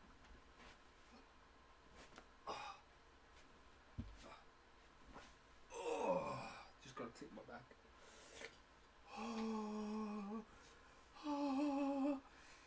Fucking hell. Don't ever break your neck or your back. Oh my days. It's such a hindrance on life, man. I don't want to give up, man. Never give up. Wireless IoT infrastructure, aiming to realise the world's highest standard 5G environment with two-stage strategy. Maintenance policy. First phase 5G infrastructure, 4G, 5G master stations will be deployed nationwide. Second phase, deploy stations, base stations, to regional areas to expand area coverage nationwide. So they're basically like the slave stations are going to be like relay stations that are relaying to the main masts. Revised version will improve convenience for public and for the perspective of ensuring safety and security road coverage rate. Number one, achieve a state where all citizens can use 4G, cover all residential areas by end of 2023. Population outside of 4G area 6,000 people at the end of FY 2021, 0 people at the end of 2023. So everyone will be connected to it basically through their devices somehow. Achieving nationwide deployment of master stations. Oh my days. Should roll a cigarette or something.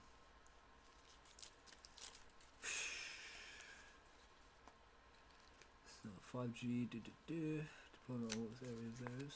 5G infrastructure deployment rate 100% deployment coverage. Yeah, so this is basically what we've already read, but just a different version of it. He's just showing that there's various different evidences to back up the point he's making, and these are the demonstrations basically. So you got the 4G at the bottom and 5G is built on top of it. I like how they built their diagrams. Like, I don't even read Japanese, and just from looking at the images, it's very very detailed images. I like their diagrams and things, the way that they put things together. Search image and Google.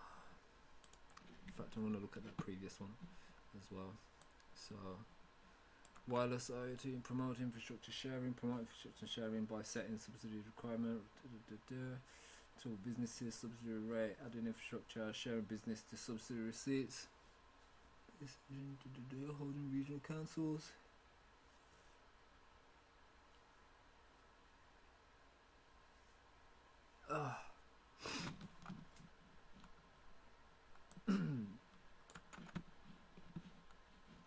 What I'm going to do as well is I'm going to contact this guy, and I'm going to say to him, send me your 10 most important posts about Jasmy you have ever done.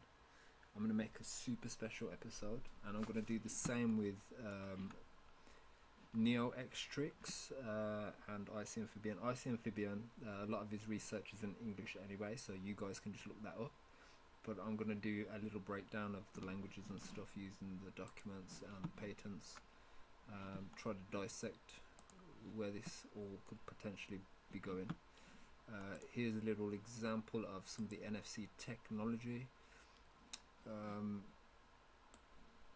So let me just zoom in on this because I did zoom out. I don't know why. That's better. Zoom out a bit. That's a bit too much. Okay, it's locked here, so it can be hacked.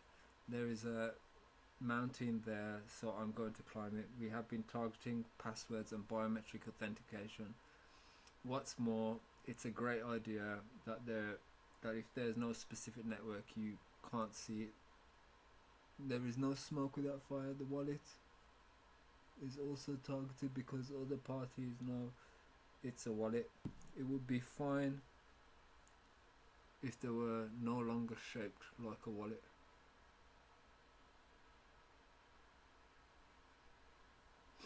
So this is a Felicia chip. So the Felicia chip is a near field communication chip, and they are usually built into the iPhones. It is a mechanism, but it's a design that Sony had created. And Jasmy utilizes that similar technology. We've got things like this, so these are nice posts as well. Isn't blockchain smartphone Ghost Drive amazing? They are Are there any drives, folders or apps that won't be displayed without a pre-configured network connection? It's very reassuring to know that it's only displayed on your home Wi-Fi environment. So let's have a look at this image. Search image with Google, translate. Let's see what it says.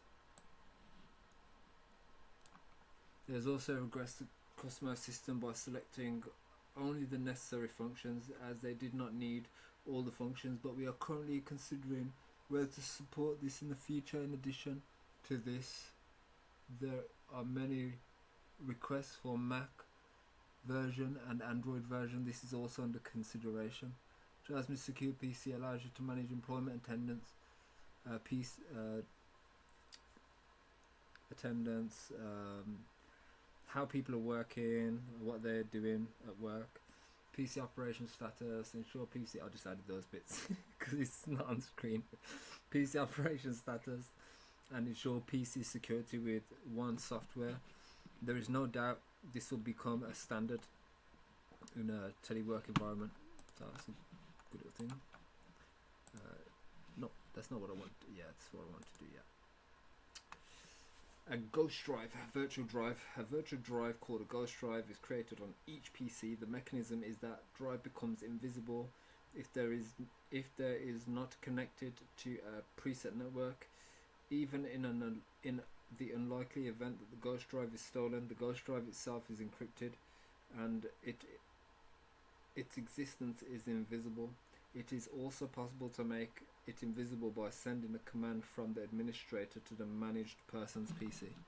So the manager who has access to his employer's PCs can actually restrict certain things if they need to be. This is another guy called IC Amphibian that we're going to cover in one of the episodes. Back in May, I asked Jasmy, team member Akira, about Jasmy software running software design story SDS on Jasmy hardware. At present, we cannot definitely say that it will be executed. However, we plan to develop it so that it can be implemented in some. So let's have a look at this.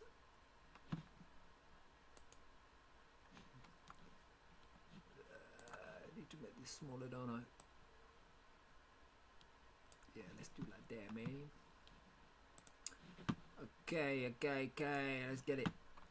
Akira-san Takio, he's also a good guy who's been on, I think he was in the Discord mainly first, but he's one of the members of the Jasmy team. And there's another guy called, what's he called? Lil Bidman. He was originally on Reddit. He was the Jasmy guy for Reddit. They didn't like us asking questions about Jasmy's partners before they announced them.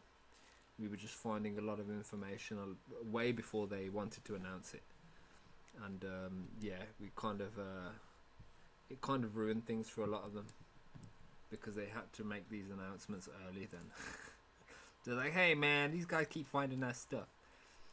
But yeah, man, a lot of the stuff is in Japanese, and that's how we was finding it.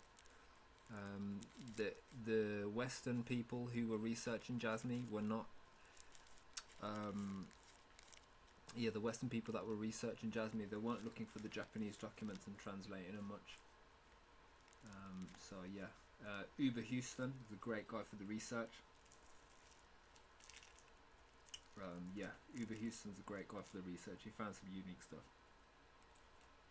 Akira-san, in the past, Hara-san has mentioned that NFTs and the metaverse should be the universe of universes. How can Jasmy and the international community cooperate together to achieve this goal? Does Jasmy have a place in the metaverse? Thank you. It is accurate to say that Jasmy software, when downloaded on a non-Jasmy device, runs as software-defined storage. SDS, software defined storage, is a computer platform that creates virtualized network of storage resources by separating the management software from the underlying storage hardware. The metaverse will be created temporarily, but alliances will become the main focus in the future. If Jasmy is looking for an introduction, I can make Man. The API plug in connections already built for multi-metaverse and Web3 games. If not interested, thank you for at least reading.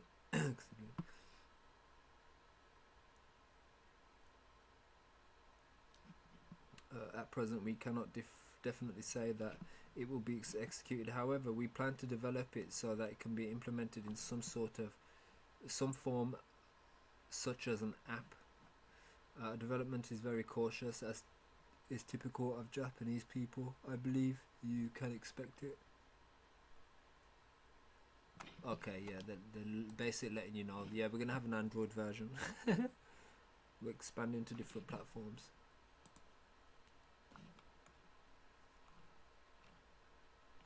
Man, my neck shape is changing bad.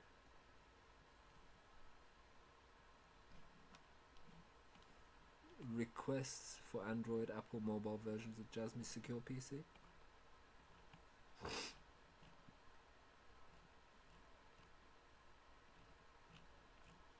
Let's scroll down, find some more stuff. I didn't even make my cup of tea. Let's have a look.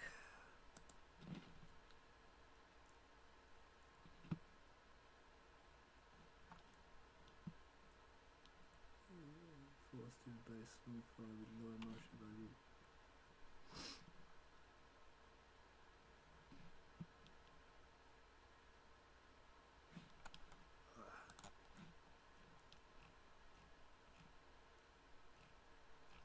PDR. This guy did substantial research though. Let's scroll down and really find some really old stuff here.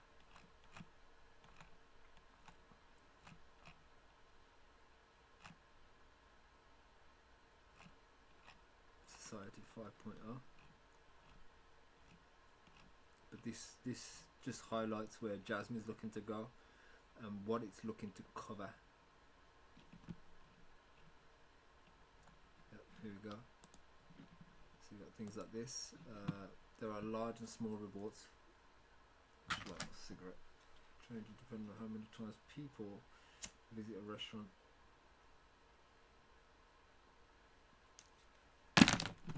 But a lot of reviews. Value points. Currency given when second person identification information has been already specified may be higher than value of points. Currency given when specificity long. Medium level.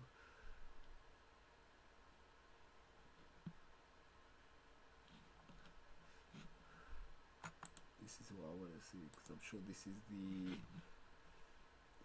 this is a demonstration of the Jasmy incentivized thing, you know, the Sega and Tosu app. Yeah, so this is basically the concept of the Sega and Tosu thing, I reckon, incentivization. You get incentivized for your data and stuff, and your opinions and your views. They have little competitions where they ask questions on that platform.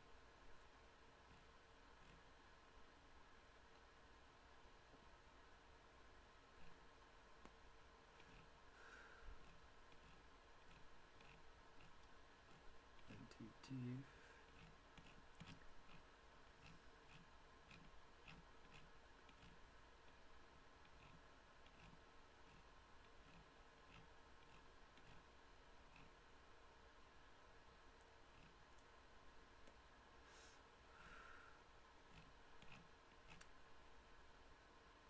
Wow, I've been streaming for a long time.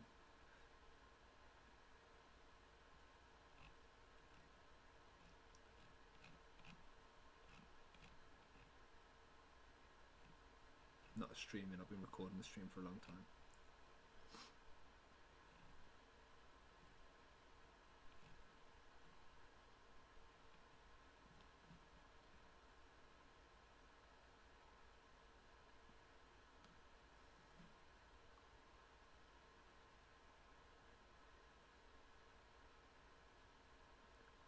That's cool. That's what you'd be able to do with AI lens. Everyone has AI built into their phones.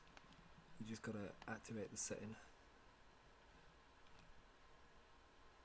But the problem is it's a privacy concern at the minute, because it's just basically going to be scanning everything that your phone's looking at.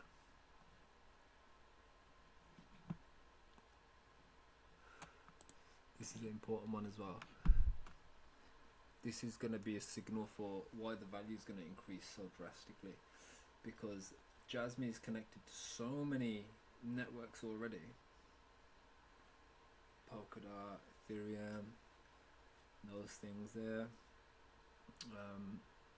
That when these other coins move, Jasmy's going to move with it.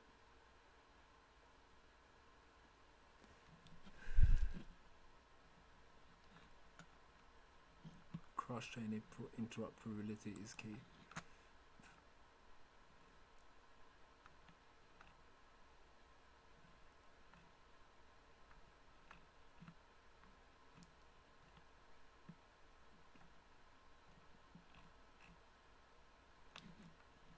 And this is another good guy as well that I'm going to be covering. NeoXtrix. I think I'm going to do him on the next episode.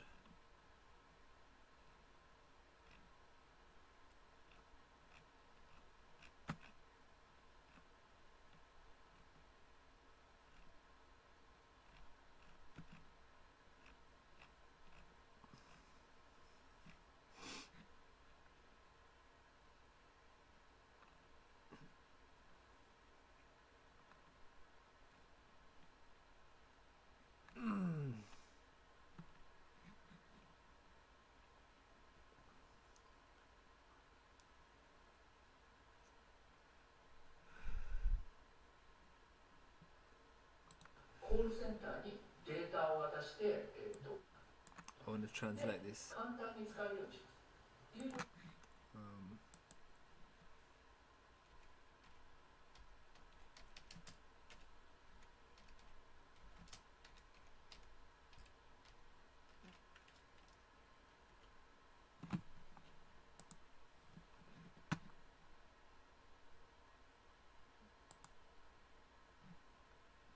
Let me just translate this.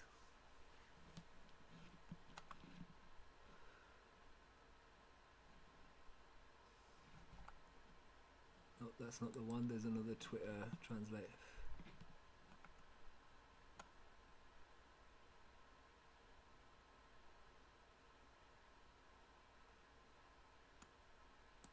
Okay.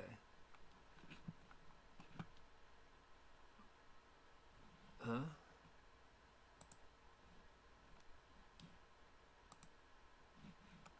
What? I didn't just click that. It didn't open the right page? Yes, okay. Tag our bot in edit reply.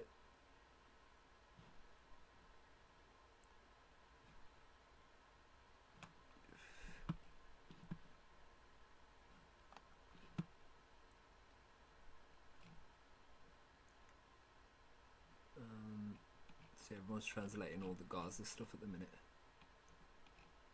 So I'm going to use this translate mom to translate it. Let's see what we get. So how is it done? So tag translate mom English subtitles.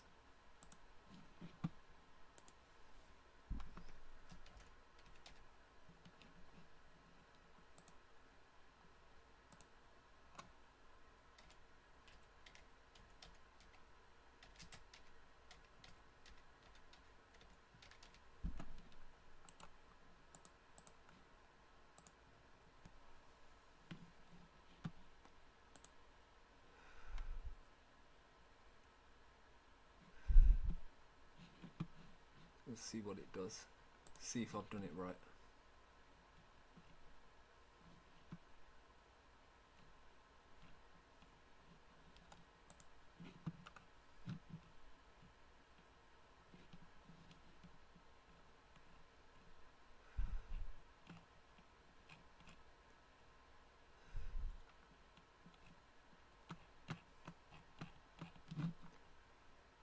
So let's see if it translates it for us.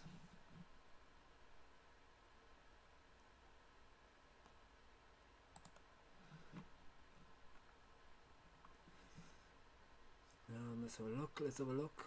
Hopefully we get a response from that in a sec. Nope.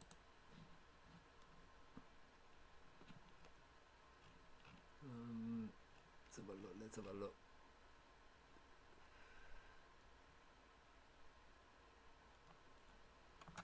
So Toyota is partnered with JNA, WITS, and Jasmy. They're all the companies, all the tech companies are working together basically, each working on their individual focus and task, and that's why this is all going to work properly, because they're not going to overload themselves. They're going to focus on what they're good at. I might end this episode though now. Dip Metaverse as well. He covers the coin circulation. When something's released, he keeps his eye out for it. And then we've got this as well, TSMC, which produces semiconductors, have partnered with a few entities, and they've created a company called Jasmy, which is going to be a semiconductor company, semiconductor solutions company to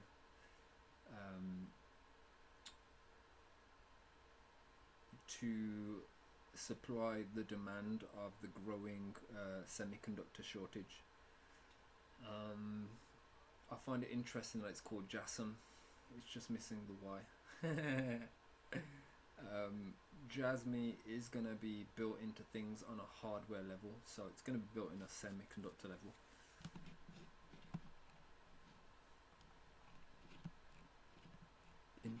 Yeah.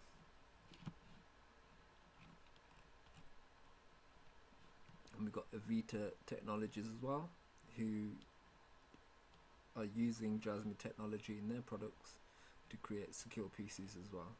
Is a Chinese company, so it shows that even though the G7 nations aren't currently getting along with China because of all this, Russia-China crap, that Japan is still making an effort to bridge the gap with China, because China is important and Japan knows that. So Japanese are very good at what they're doing, and they're doing what they're doing for a reason. Man Like Level, this is a Seigen Tosu app where you can get DD coin for answering questions and doing surveys and things, so it's pretty good. Jasmy A-Star, so let's see this one. Digitalization promotion project in India. Current status is the future prospects regarding digitalization of national IDs. It has been shown that potential applications for e-government can be achieved by customizing existing blockchains.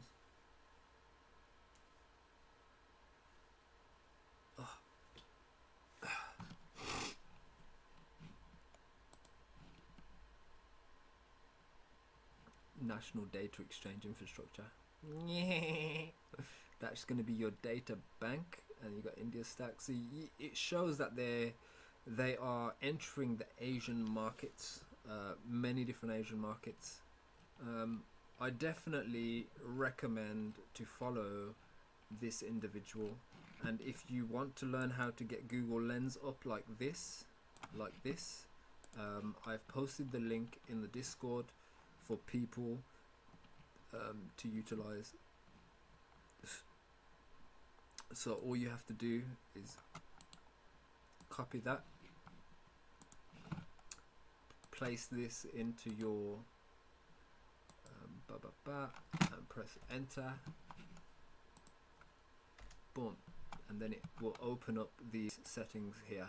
So let me close this Google Lens now because I'm kind of done with it. And then what you do, you press Control F to find, and then you press Lens, L-E-N-S, and then boom, there we go. It just shows up the settings there. So enable lens features in Chrome. You make sure it's enabled. It's going to be on default. Lens optimize image formats, enable. Translate text in images with Google Lens, enable. Enable to ping lens before lens requests. You don't have to enable that, but I just enabled it anyway. That's how you get the Google Lens onto your Google Chrome browser. These are hidden settings, by the way. There's many different ones. As you can see, this page just goes on and on and on and on. These are all the hidden features of Google, by the way. Some of them you have to be careful because it does utilize your data, but some of them, yeah, As you can see, this list is huge. But yeah, thanks for joining us today. Make sure you give my account a follow. Yeah, I do post some dumb stuff as well, like, yeah, fuck war, man, fuck war, look. Yeah, man, I hate wars, man, because they're usually started by the racists, man. It's all hate. It's just hate of people that you've never met. NFT PFP, what's this?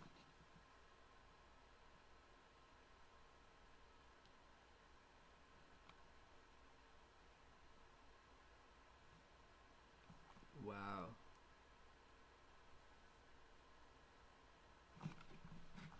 Yeah, man. Let's get to this stuff. Let's get to the Jasmy. So what we got?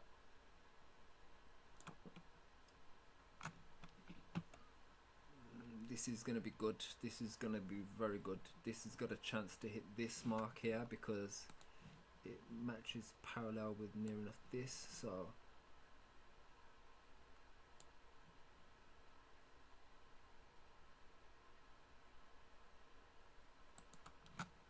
and then what I'll do, I'll pull this all the way back to this point, and if you see the top of the purple lines all touch, so what I'll do, I'll blow this up now and make this dotted line.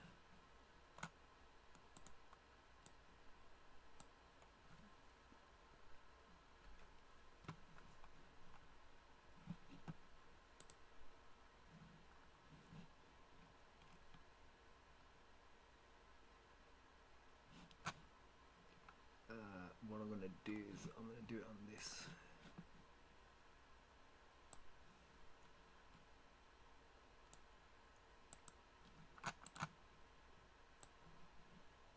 I need to make sure that this goes all the way back to the base.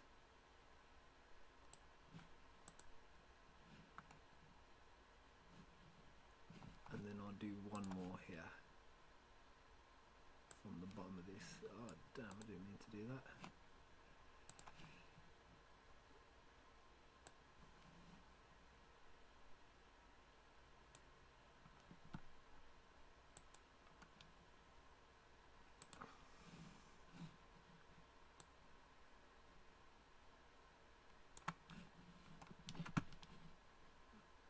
And then what I'll do,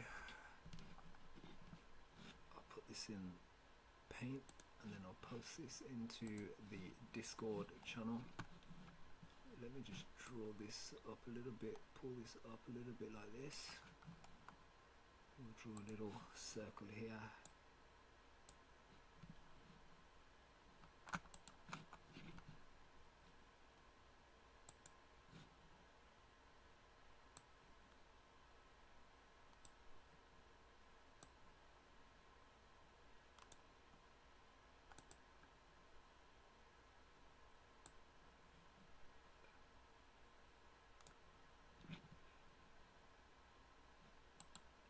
And then how do I copy?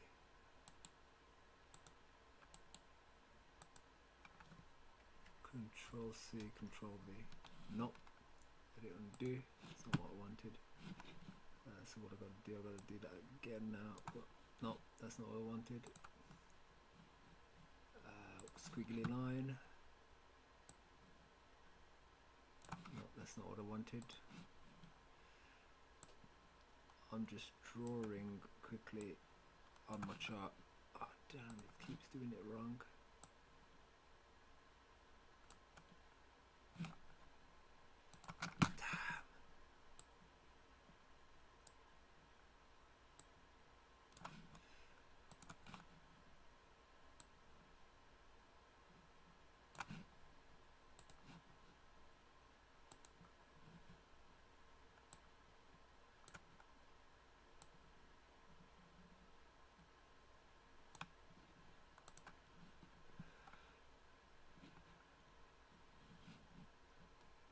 Then I'll just cut this here.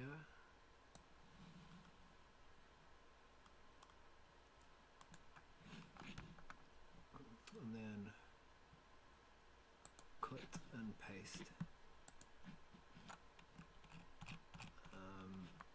So let me just drop this in the Discord right now. Close this. And let's find this.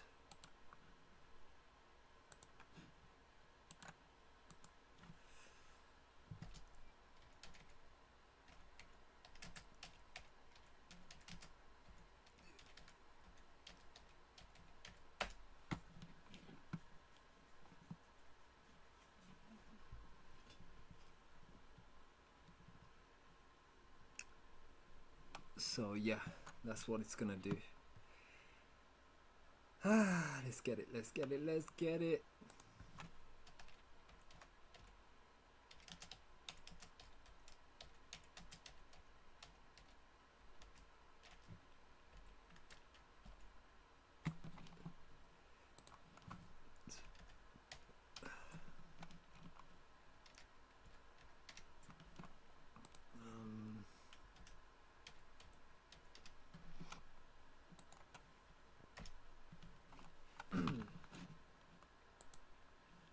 Thanks for joining me, guys. Click the link in the description if you want to join this Discord channel, and I'll see you on the next episode, maybe in a few days, depending on how I feel, because my energy levels have just been mad funky. And if you guys want to contribute to the Cash App, just yeah, send your donations that way. That'll pay for my chiropractic sessions and neck brace. Yeah, I'm gonna need a 3D printing customized neck brace very soon. Very soon. I should have actually had one already, but man, I got no money because of Jasmy, man. Nothing.